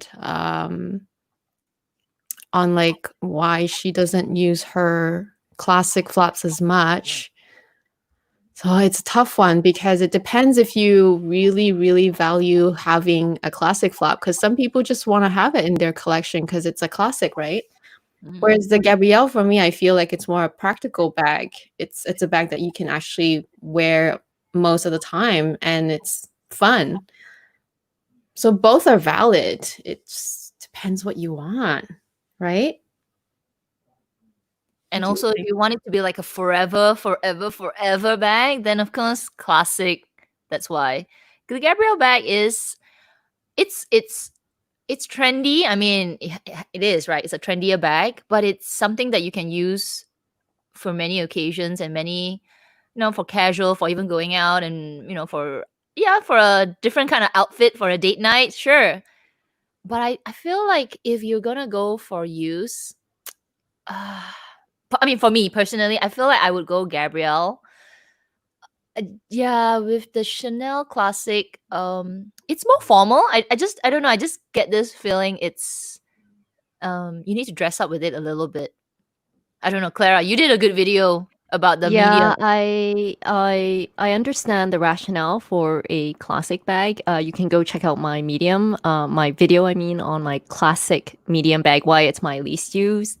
Of course, it depends on your lifestyle and what you're looking for, but have a look at that and see if it makes sense. If you're kind of like, those things don't matter to me, then maybe the classic medium. Personally, I do kind of like the Gabrielle a bit more for cost per use, from a cost per use perspective for my lifestyle and what I use it for. So I think everyone's different, but have a look at the video. I bring up some points that, you can consider, but yeah, my answer is probably more Gabrielle just because of the experience with the classic medium, but it's different for everyone. Yeah. Okay, so I think this question, we've seen it in past live streams. So I'll quickly answer it. So the Gucci Marmont camera bag, we think that I think that the shape itself, so not necessarily the Marmont line, but the shape itself. Wait, Marmont camera bag? There's a Marmont camera bag? Do they have so the one with the GG in front. Okay. But the shape itself is still a classic shape, in my opinion, like the camera case shape. Whether it's out of style or not, that's really up to you. Do you like the GG Marmont logo? Maybe the logo is a little bit more outdated now, but the shape itself is still fine. What do you guys think? It's such a basic design that I don't know how it can go out of style. And it's I think it's the one, right? The one that most people have, just the It's box. the one, but then think it's the it's GG this one. little logo, not the big, Oh, not this the one one. with the stitched, with the Is it metal this one? GG logo. I just Yeah, that kind of one. Googled That it. one. Oh, okay, not the other one, not the other one. okay, I was thinking of the other one. I have the other camera bag. You know, the one that's more classic. It's a bit more square. Yeah, I was thinking So of that. I agree with Amy. The style is actually quite long lasting. Just a little thing to share is that I found that with my camera bag, I don't know about this one, the edges where it's rounded, they tended to dent in very easily without, so you have to constantly just keep the bag stuffed. But I found that it was kind of losing structure a bit. So I don't know about this one. I don't know this, but I think it's a classic like style. But whether the logo would go, I don't know. But Gucci has been kind of known to kind of change around their styles quite a bit every couple of years. Yeah, exactly. But it doesn't really matter if you really like it. Yeah, exactly. Like I feel like camera bags are meant to be used almost like as a daily errands bag, in my opinion. It's not really a style that's like dressy. It's kind of casual, and it's not. Yeah, to me, it's an everyday bag. So if you like it, then it doesn't matter if it's trendy or not. True. Okay, so Lexi Chic wants to know if we were to trade a bag from each other's collection, which one would it be? Ooh. I wonder. I'm gonna start first. I'm gonna take are we like taking each other's bags? I think so, right? We're taking each other's bags. And I think so, yeah. Okay, you can take, all right, so I'll take the reissue from Amy. Yeah. Your graffiti, and you can pick from my collection. And then from Clara, I think I'm gonna take your Gabrielle. We'll trade, we'll take, so I don't have to buy one. I'll take your black one. Thank you. I have 3, but not the black, I was about to say. From Amy's collection, I really like one. It's a neat tweed. If you haven't seen her video already, oh, so gorgeous! It's like a beautiful tweed with Chanel ribbon in it. So gorgeous. And I also like the graffiti one. From Kat, it's so obvious. I would just like take her Birkin 30. I was gonna say that because I don't have one, so I want to just have it just to like try it out, Like I just want to know if the 30 size is also acceptable for me, even though I do think I want the 25. From Clara, it doesn't have to be a bag because I want her jackets. Can I have her jackets? I just want her Chanel jackets. Oh, Good question. Fun one. yeah, I really want her jackets because yeah, just her jackets are amazing. Oh, I know. Amy, you maybe want to take her Chanel medium because it was one of those bags. Right. Because I don't have it. Yeah. So I want to try that too. The Chanel medium? Seriously? My Medium, least used bag? Oh, girl, no. I wouldn't recommend have that something, one, so it's but fine. You don't to a mind. friend. You're not using it. I'll tell you what, the next time you come to Hong Kong, you can use it for a week or something. Oh, thank you. I'll take really good care of it. Maybe I don't need to bring a bag then. So I can just buy one and bring it home.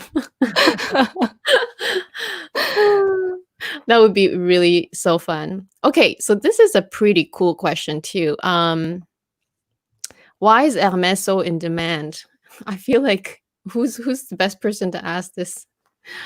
Is it the design, resale value, rarity, simple design that ladies can justify buying it despite hefty price tag? Why is it holy grail bag? I think Kat kind of explained it pretty well last time. It's a little bit like a status bag though. It's I think it's the marketing, right? I mean, for sure, it's the from that perspective first, yeah, because they don't produce so many, and it's also, you know, handmade and all. But firstly, they don't make so many, right? And that scarcity is what makes it so highly in demand. And then on top of that, they price it so premium that you actually have to work towards getting it. So you know, when you have a goal to reach in life or anything, you know, when you work so hard to reach it, that the reward is just, it's, you cannot even put a price to it. So that's how they have marketed this Hermes brand. But you know, put all of that aside, actually the bag itself is very, very, very good quality. So to commensurate the price and the effort to get it and to chase for that item, you do get a very premium, high quality item. So putting that together with the marketing and everything, but putting that together, you do actually, what you pay for, you really feel like, oh my gosh, this is worth that effort. This is worth that weight, and yeah, and everything. So I think that is why it becomes a holy grail bag for a lot of people. Because if you know, if you put so much work into something and you saved and you chased and you spend and you suddenly get this subpar item, then you just feel like, wait, what did I work so hard towards? But when Hermes presents it to you, the whole presentation, and you actually feel it and touch it and just look at it, you're like, okay, I understand now. Okay, I understand now. And yeah, all that blood, sweat, and tears, worth it. So yeah, that's why. I feel that, I mean, that's my experience with the bag. Even though I got mine secondhand, I still had to pay a lot of money. But when I got it and I wore it, I just like, wow, they really, it's so well made. So yeah, the little details of bags. Because when you look at your LV and your Chanel and all that, you're like, there's this little bit of things that you just like, okay lah, it's alright lah, never mind. But I don't really see that on my Birkin. You know, there is no, I even dare to say no flaw, but and the flaw is like, it's not even a flaw. It's just that, you know, somebody is stitching your bag. You know, it's wow, handmade. Okay, handmade. So that's why I feel it's so high in demand. And Clara, you want to add to that? I'm still very new to Hermes. You know, to me, it's still kind of like, oh. So, but from my experience with the Lindy, I can really attest that the quality is really good. You know, like sometimes I walk into other luxury boutiques and I find flaws and things like that. It's upsetting, but I don't know. I'm very new to Hermes, but I've been very obsessed with the quality. And yeah, I don't know. Maybe it's also the game, you know, like Kat said, we work so hard to achieve, you know, what that $10,000 bags. And they're kind of like, not yet, girl. It's like, how much harder do I have to work? So I don't know. Maybe it's the marketing, but the quality is very good. Yeah. So they put it together. Yeah, I'm pretty sure a lot of it has to do with it. Personally, I don't own a bag from Hermes yet, but I do totally agree and was already thinking about the fact that, you know, you buy LV bags, you buy Chanel bags, you always see something. Like there's always something little that is like, it's almost perfect. And usually, especially Chanel, like it's the last one, or they only had that many at launch and then it sold out within a few hours. So there's always a little bit of something that it's like not perfect. And just from hearing from everyone's experiences, I actually have friends here locally who are really into Hermes now. They just started recently, like within the last couple years, but they're like so into it now. And I can see that they appreciate the craftsmanship so much because it's on another level. So I think that's, to me, that's the understanding why it is in such high demand and it is so desired. It's, of course, the game is part of the I guess because there's more demand, so I mean, there's only how many artisans who can produce a whole bag each day, right? So like, it's the whole thing, of course, but yeah, mainly the craftsmanship, I'm sure. Yeah, we got a couple of we got 3 super stickers from Carolina. Thank Oh you. my god, thank you. Thank you so much. So appreciate you guys. Okay, Wow. I saw a lot of questions, so I better hurry up. Okay. Let's see what this one. Love to hear your ladies' thoughts on using luxury bags at work. Do you try to keep it low key? Do you not care? She works in North America. Have you been hesitant using your bags at work? I know, Clara, you use your bags for work. Actually, I have a little. I think it depends on the office you work in, but it's for interviews. I don't think you should use like a very like you shouldn't bring your like Birkin for like a job interview or something. But it's something I thought about when I went interviewed for my current job, and luckily I didn't bring a luxury bag because the person interviewing you might not be into designer, and she was using a kind of contemporary brand. So if I brought like my Hermes or something like it, just like she was more senior than me. So I work in Hong Kong, and a lot of girls actually wear luxury bags. So I think it's okay. However, if you have colleagues that don't use it, at first you might kind of mind, but after a while, I think it's if you get it over it yourself, I think you should just use it. You should get your cost per wear down. And if they know you're using a nice bag, that's fine. I mean, you worked hard for it, you earned it. I see so many like guys, like they show off their beautiful cars, like their Porsche or whatever. Like, they worked hard for it, or maybe they didn't, but for those that did, they show it off and people are like, wow, nice car or nice watch, you earned it. And if you worked hard for it, and you should be proud of it and use it proudly and get your cost per wear down. So, being a bit older now, maybe when I was a bit younger, it was a bit self-conscious, but like I'm kind of like middle-aged, declining. And so, I want to use my bags, and, I worked hard for my bags, and you should be proud of that. Yeah, that's just my thoughts. Yeah, I always say comfort level. Sometimes you worry more about what others think of you more. You should. I say you should, but like, try to not let that affect you. Of course, that's impossible 100%, but I think you just get used to it over time. But I do understand like what Clara was saying. There is sometimes maybe a limit, like unless you're the boss, maybe don't wear your Birkin to work. Like, I don't know, that type of thing. Kat, do you have anything to add? Yeah, I think for me it's just to be aware of your environment. If you know that you've got a bunch of colleagues that really don't like luxury, then don't be wearing your luxury, right? But if they're not, they're kind of like indifferent, then just be aware of your surroundings. You have bosses all walking around, and there you are, you plonk your big Birkin right there. It might not be professional as well, and you can wear your bags any other time than work as well. So, and especially you have a bigger collection, just pick around, and yeah, just be aware. That's all. That's mainly for me. This one would be interesting because I want to officially know myself too. Like, whether all the languages that you guys speak. You want to go first, Kat?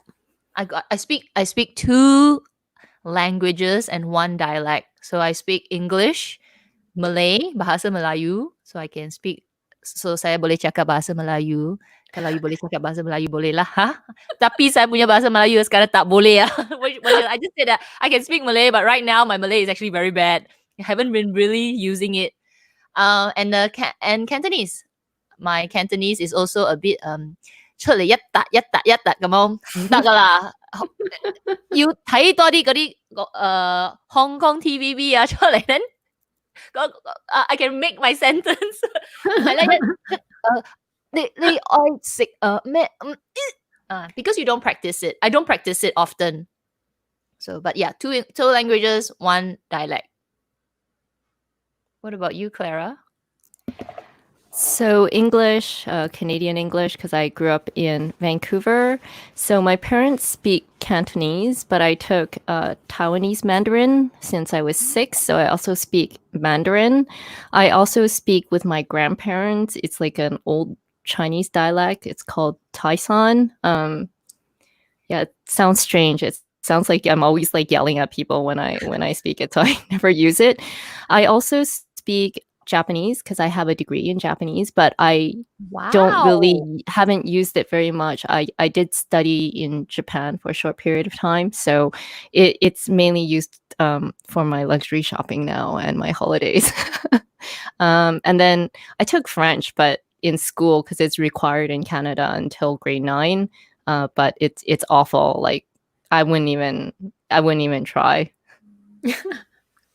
Actually, that's so fun when you said Toisan because my parents they're from Hong Kong, but like my grandparents are from Toisan. So I totally understand what they say.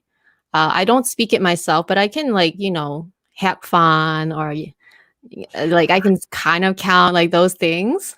So okay, officially I speak French from Quebec because I grew up in in Quebec.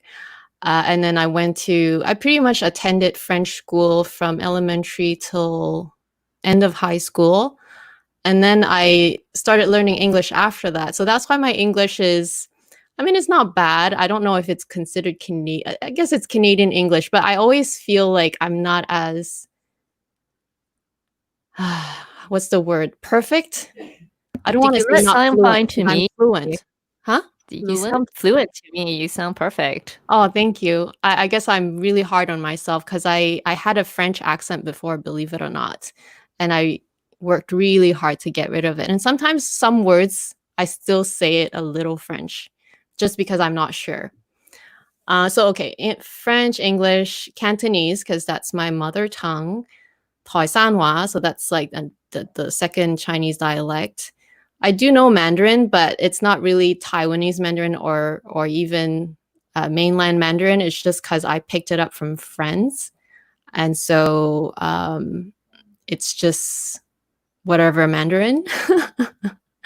And that's pretty much it. I learned a little bit of Italian, but I would like you said, I wouldn't consider myself to know anything because I already forgot everything. It's just that I recognize words here and there when I read. That's all. And I know how to pronounce certain things just because I learned it a while ago. But wow, you guys are also impressive, Malay and Japanese. I'm like, wow, that's so fun. Japanese. I know who to go to Japan with now. Do you want to take a trip to Tokyo? Yeah, Yes, exactly. Kat, I'll be waiting for you at the LV Cafe at the rooftop in Osaka. Okay, that's where I really want to go.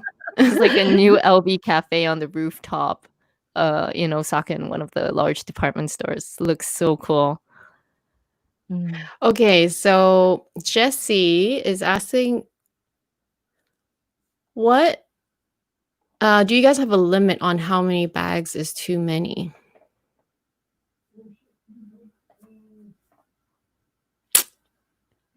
At first, like for several years, I thought my limit was around 10. Now it's like in the 20s. So I who knows?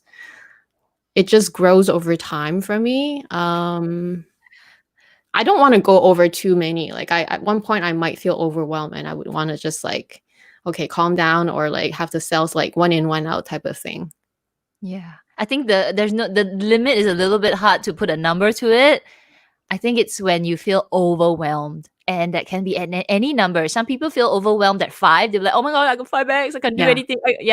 Some people feel at 10. I'm at 20 something and I feel absolutely fine. Exactly. So when you feel overwhelmed, that you feel like, overwhelmed could just feel like maybe you don't have space, or you don't, you just feel like you put money sitting there, kind of feeling. And then that is too much. That will be your limit. And maybe you need to bring it down. Yeah, I'm kind of feeling maybe I have too many now because there are a lot of bags that I haven't had a chance to rotate. So Kat had this really awesome idea this year to rotate your bags. So I was thinking about doing that to kind of rediscover some bags or just to decide if I wanted to keep them. But with the whole COVID situation, it's not happening. So yeah, I think it's a very personal question. But for me personally, I think that if, there are a lot of bags that I haven't been using on rotation, it could be kind of a clue to myself that I probably need to get rid of some of them because, like I said, cost per wear is means a lot to me anyways. Okay, very quickly, Jessie again is asking, what designer bags do you own do you have the most? So for me, it's Chanel. LV. Chanel, for sure. Okay. What do you think of the Lady Dior Delight? So that's the fabric one in the medium size. I think they only came out with the medium size. Do you guys know the one with the... It's really cool. I liked it when I saw it on Instagram and when I saw it even when I saw people unbox it, I thought it was cool. But for some reason, when I tried it on in person, because I was actually anticipating liking it, even though I knew that I didn't want a medium size. After I tried it, I kind of just became underwhelmed. It's hard to explain, maybe because it's my first Dior bag. Exactly, that's the one. Let me just show it. I don't know if I can. Oops, sorry.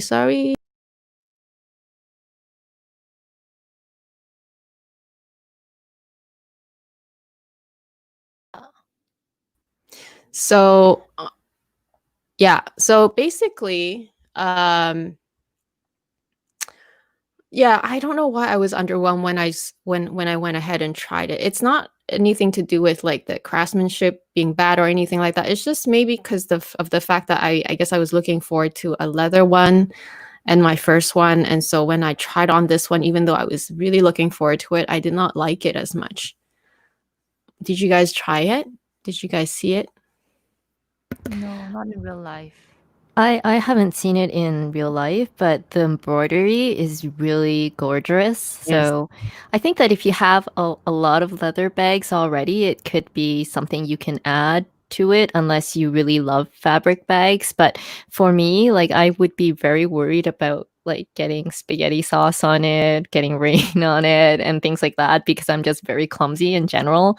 But it is a beautiful bag. Just something also because it's so humid in Asia, like you have to, it can collect a lot of moisture and it could collect odors over the long term. Whereas maybe if you're in like North America, it might not be as big of a deal because it's less humid, but it is a beautiful bag. It is gorgeous. Tracy's like, Amy, you have one behind you. You forgot your Lady Dior. And I just no question, let me tell you something that's happening right now. My Chanel essay is texting me. She's like, we have a we have a Chanel 19 in goat skin. And I'm like, what am I doing? Oh no. Oh I'm like, I'll come to Chanel after my quarantine. Turn off the phone. no. Oh, do you think they can hold it, or do you think they would still have it? They won't hold it. She sent me the because she didn't know she just sent me this. She's like, I have this right now for you, the mini reissue. This is the Singapore essay. And I was like, I just told her I managed to get it in Malaysia. And she's like, oh, congrats. And then she said, oh, we have a Chanel 19. And I'm like, okay, we're putting the phone away. Oh man. It's okay, Kat. If you're after the black one, I'm sure it will come back again and again. There's a really nice cream one that I saw in the shop. It was really beautiful from this collection, but I'm not ready for the 19 yet. Don't go for the cream. It's gonna happen again.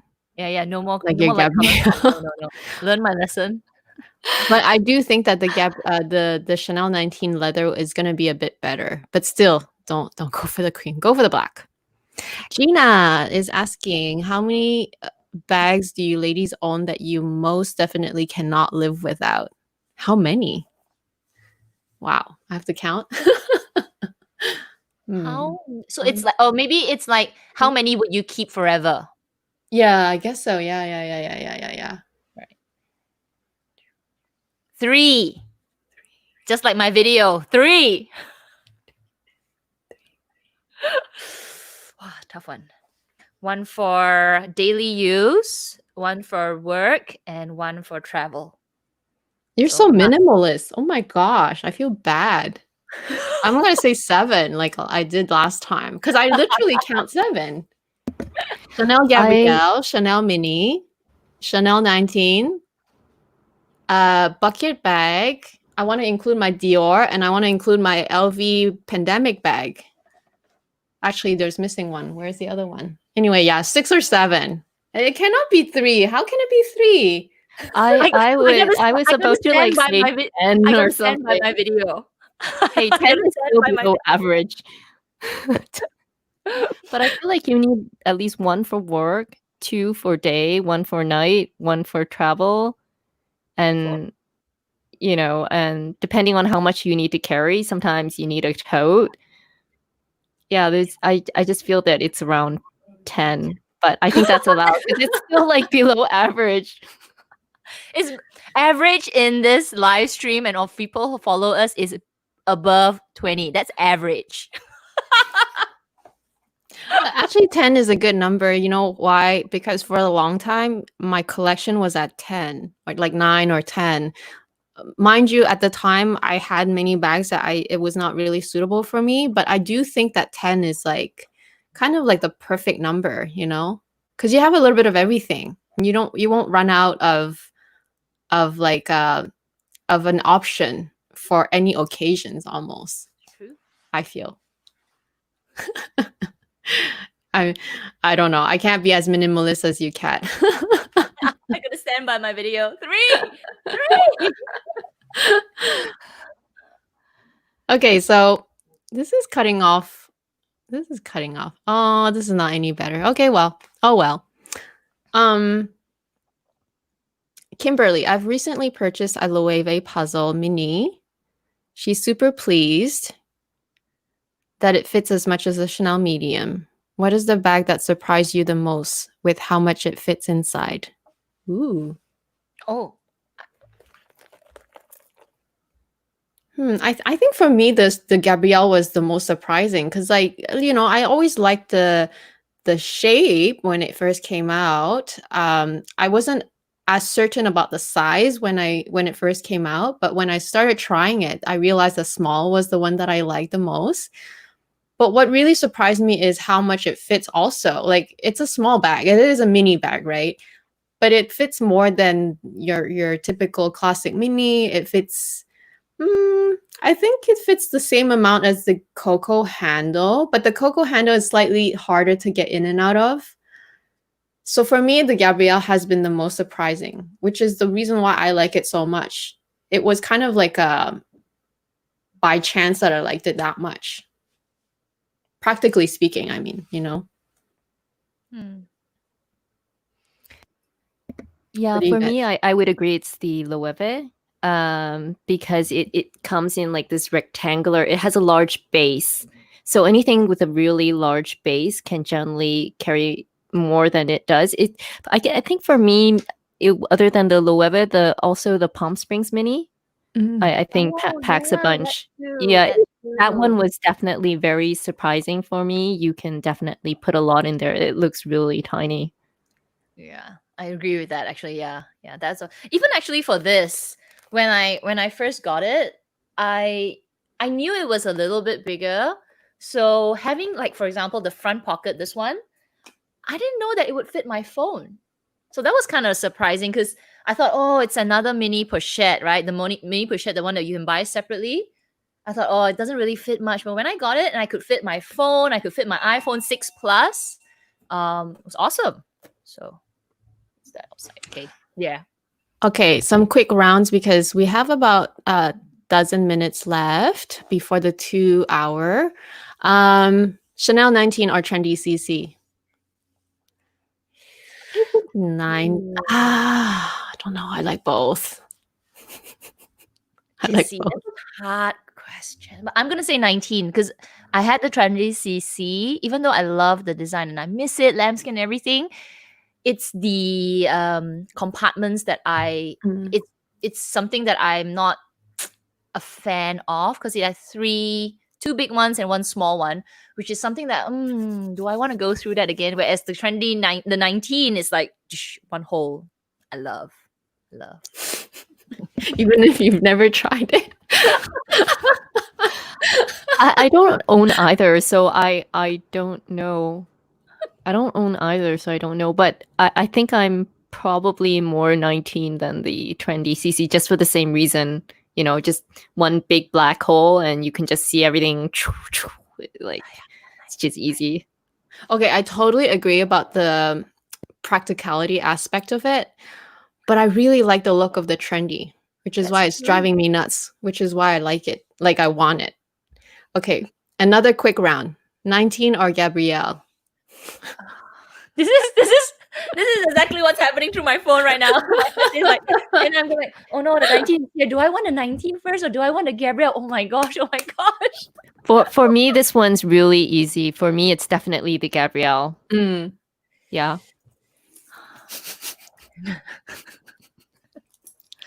Well, I'll answer May next week because if I really go to Chanel next week after my quarantine and I come up with a big black box, you will know which one I went for. Okay, I don't know if this question is regarding like I don't think it's asking I don't think this is responding to what we would just answered, but honestly, I cannot live with that's why when you ask me to choose the minimum amount of or the number of bags that I must keep, I counted the 19. I counted the 19. I counted the Gabrielle. I could not live without either one. Like how? I can't even choose. I'll buy one and then I'll buy the other one after. Do you know what I mean? Yeah, I can't choose. I don't know. Help. Get them all. Okay, would you guys sell your Hermes? If I had to, then I will, but now no. It's my only one. Same answer as Kat. No, it's my only one. Okay, kind of related. Do you think it's hard to get the mentality that it makes sense for everyone to want the B and the K? Do you really love it that much after owning one? Do you think it gets hard? Do you think it's the hard? Huh? Do you think it's hard to get the mentality? No. Is it the it's like do you think it is the hard to get mentality that makes everybody want the ploy, the marketing, the whole like you can't get it? Yeah. You know. I think a little bit, I'm sure.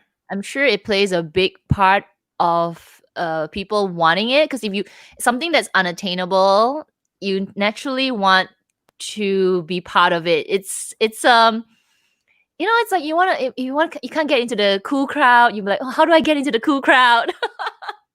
or even stuff that you just find hard to get, which is why you don't even need to talk about B and K. You know, it's things like a limited edition, right?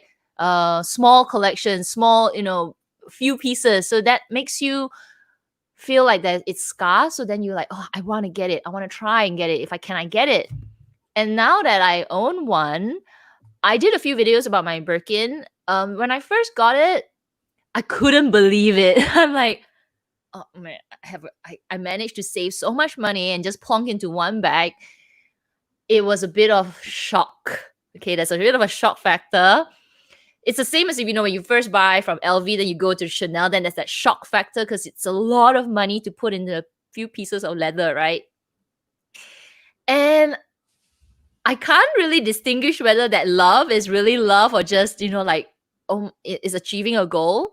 But I actually, now that I've owned it for a while and used it several times, I actually really love it. I love my Hermes bags, my toolbox and my Birkin.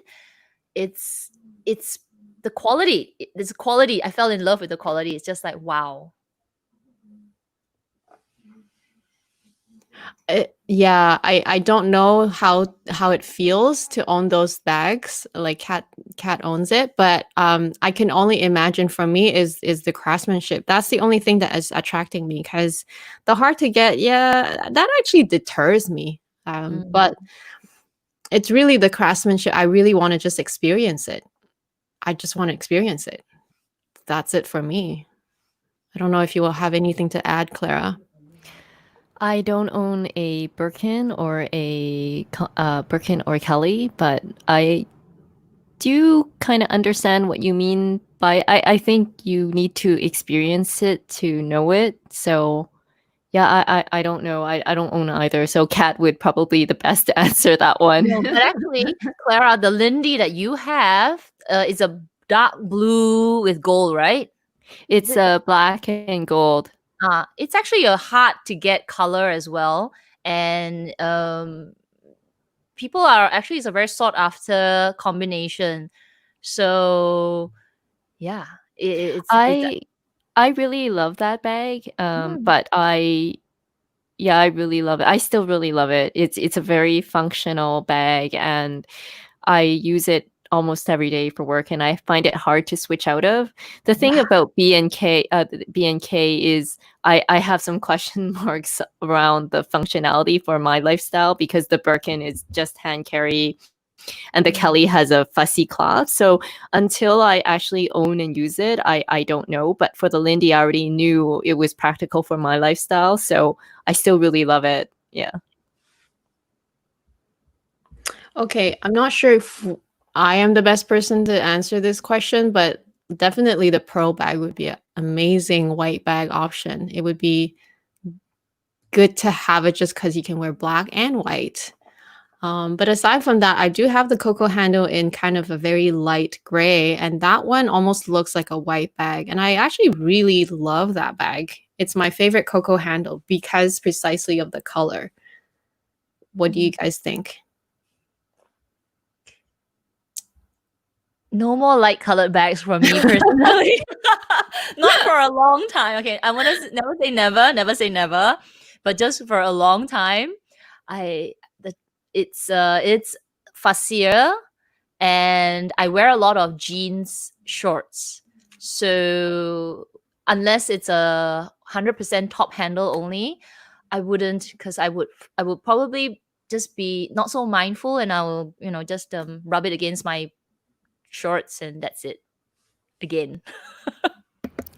Yeah, for me, I would be really worried about getting it dirty. And then if that happens, I won't be getting enough cost per wear. So I actually have some non-branded white or light colored bags because of that reason. But if, you're not too worried about it and you wear a lot of whites and your colors, the colors on your pants don't bleed, then yeah, totally. Yeah, I think that's the main, I guess the main characteristic is that if you do wear a lot of light color clothing, or if there's a top handle in the case of my cocoa handle, which really does help.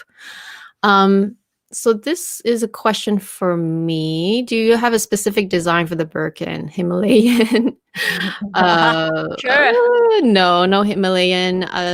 I actually just want a basic Birkin.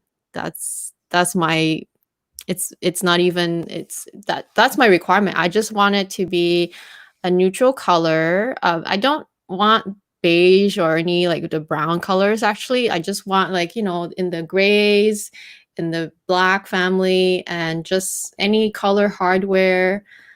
I want to say that leather, I want to be flexible, but stick to the hard wearing leather first, just because it's my first one. So I heard Togo is excellent.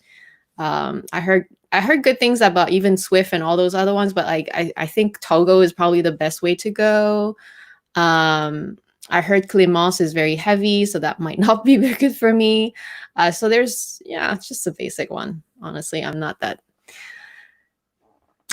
demanding, and even a basic one is hard to get at this point. This is for you, Kat. Oh, did I buy my Hermes in Singapore? And if yes, which? Okay, so my Hermes Birkin was bought pre-loved, so I got that through a reseller. And my toolbox was also, was it pre-loved? Yeah, I think it was pre-loved, but I bought it through Lexicon here in Singapore. Really pretty reputable, and they have several shops.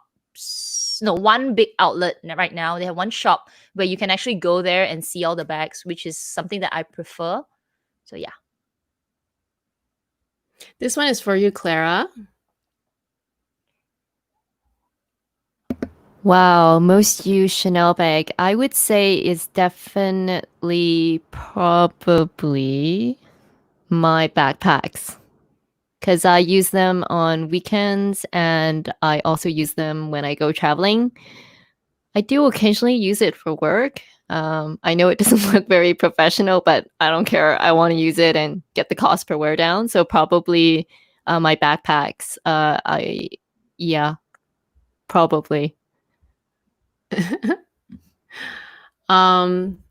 Sorry, it just jumped to the bottom, so I'll just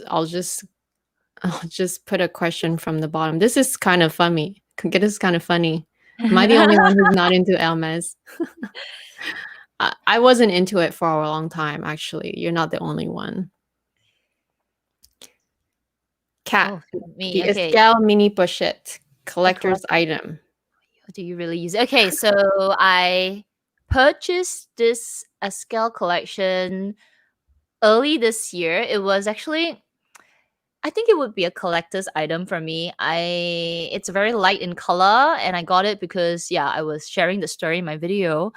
I probably won't use it. I actually collect these mini pochettes, but I am quite picky with the collections. So the Christmas collections that come out, I do buy them. But for a few years, I haven't because I didn't like the animation on it. So I don't have many, but I do collect them. So yeah, I think I will collect. And how many do I have? I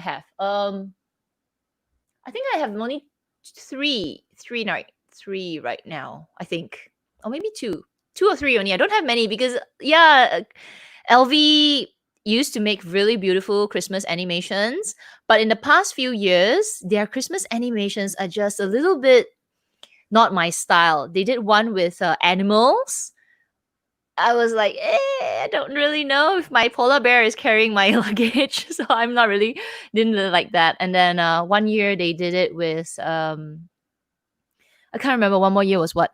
And then this year is coming out with the Vivienne collection, which I'm also a little bit undecided. So yeah, I think I got 2 or 3 only.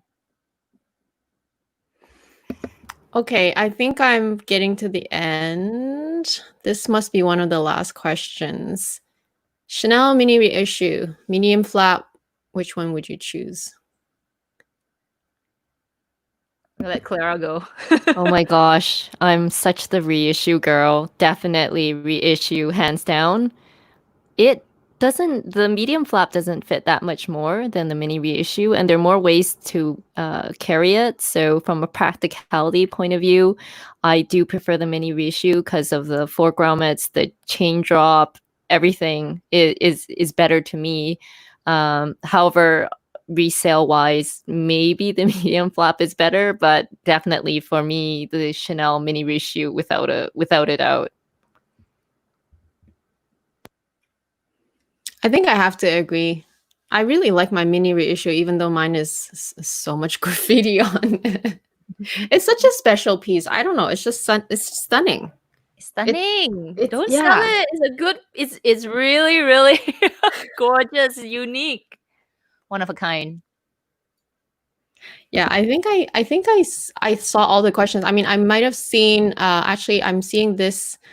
Maria, hello, Maria. She's giving me her advice on her leathers, on the Hermes leathers. I would love a gray. I mean, but I think I saw another question about how we rotate bags. I think it just kind of jumped. Oh, there you have it. I found it. So how do you rotate or choose your bags to use?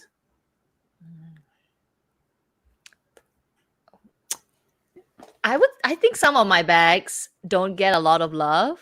So maybe when I open my cupboard, I'm like, oh, I remember you. Then I'll take it. Long time no see. I think there's a lot of pressure when we see we have so many bags and we feel like, oh no, we need to rotate our bags. And we put the pressure on ourselves to rotate our bags. Actually, it's not necessary. If you have a bag there and you use it once in a blue moon, and if that's fine, then let it be. Don't be stressed out. I think this whole I need to rotate my bags puts you in this and makes you get overwhelmed with the amount of bags that you have. Like, I'm absolutely fine with my round clutch being used maybe all its life twice. Okay. Multicolor speedy collector's piece used probably once for a half an hour. Fine, it's okay. I love it. But there are some bags that I do rotate more frequently than others, and yeah, I don't know. How about you girls? Do you feel that way? Yeah, me too. Some bags you just don't really use that much. Like my blue cocoa handle, I used it once this year so far. Last year I probably used it twice, which is fine. I don't mind it because I want to preserve it. It's kind of like precious. I think the way I rotate is I look at the weather. If it's gonna rain or if it's, like, then I don't bring a lambskin bag, or a vachetta bag. And yeah, and my outfit. If it fits my outfit, I'll wear it. And also just whichever I feel like wearing more, because you do have a preference, right? You kind of gravitate towards a certain styles because they're more practical. You just maybe that day you're a little bit more tired, so you want an ease of access, or yeah, sometimes you just want to rotate a bag that you never used. Then you just make the effort to use it. Like, it just depends on the occasion. Yeah, I'm like you, Amy. I just decide based on my outfit and how much I need to carry that day. Yeah, exactly. I think that is okay. I see one more question. Okay, let's go for it.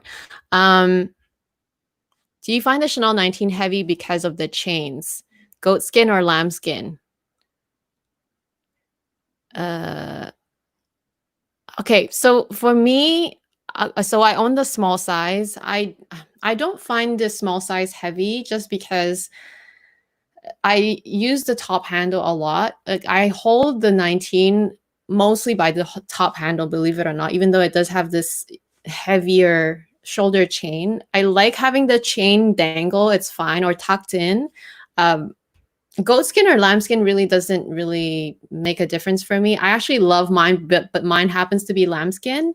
I know some people prefer goatskin. In the end, I don't know. I just thought I got a good one. Like the season that I came in, I even find that mine looks puffier. Sometimes when I see people's unboxings, I look at theirs. Theirs looks a bit more crinkly, and they say that it's goatskin. But I know goatskin is more sturdy. Like when you touch it, it feels hardier. Mine feels softer, but then it looks puffier, and I like it. And I don't think that my lambskin will get scratched that easily. I've had rain poured on it. I've used it without babying it too much, and it's been wearing fine. So I absolutely love my Chanel 19. I don't know if it's because of the season that I got it in, but I don't have a problem with the weight. Maybe because it's a small size. I don't know about the medium. Maybe Kat can let you know when she buys hers. That's my 2 cents about the 19. I really like it. I can't explain it. It's like the Gabrielle. I really liked it, and I just really enjoyed the 19 too. Yeah. Probably Okay, so I don't think I see any more questions. Do you ladies have anything else to add? No, it was really fun today. Love having Clara here. And definitely Absolutely you must agree. come back, right? Definitely. And one more round. Few more rounds. I think you guys may have more guests next week, right? Oh, yes. So that should be very exciting. It's very exciting. I think you guys should all remember to join. Next week it's going to be on Kat's channel, same time. Of course, we'll have as many reminders as possible. This time I was actually pretty good. So I realized that because I scheduled this thing the 2 days before, so when the moment that you schedule it, that's when it would post normally. But if it's like private, or if it's like unlisted, you don't see it. So even when I do make it public, you don't see it when I make it public, which is why I did 2 different community tabs, which I think was helpful. Anyway, that's just me saying things that you don't understand. Thank you all so much for joining, and thank you so much, Clara, for Thank you, girls. It's spending fun. time with us. I know it's 2 hours can feel like a long time, but honestly, I'm just so grateful for this community and like everybody who took the time to join as well. It was so much fun. Yeah, it was awesome. So next week on my channel, so come, join same time next week, and we have a special guest, another special guest, and that's gonna be fun.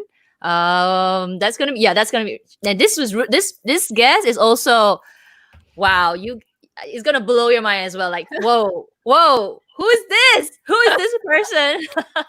So that's next week, and yeah, make sure you subscribe to Clara as well. Yeah, I'll have Clara's well, Kat, you guys know Kat. I mean, I'll have Clara's channel link below, and then yeah, thank you all so much. Have a good night or day ahead of you, weekend ahead of you, and talk to you again next week. Next week. Bye. Bye.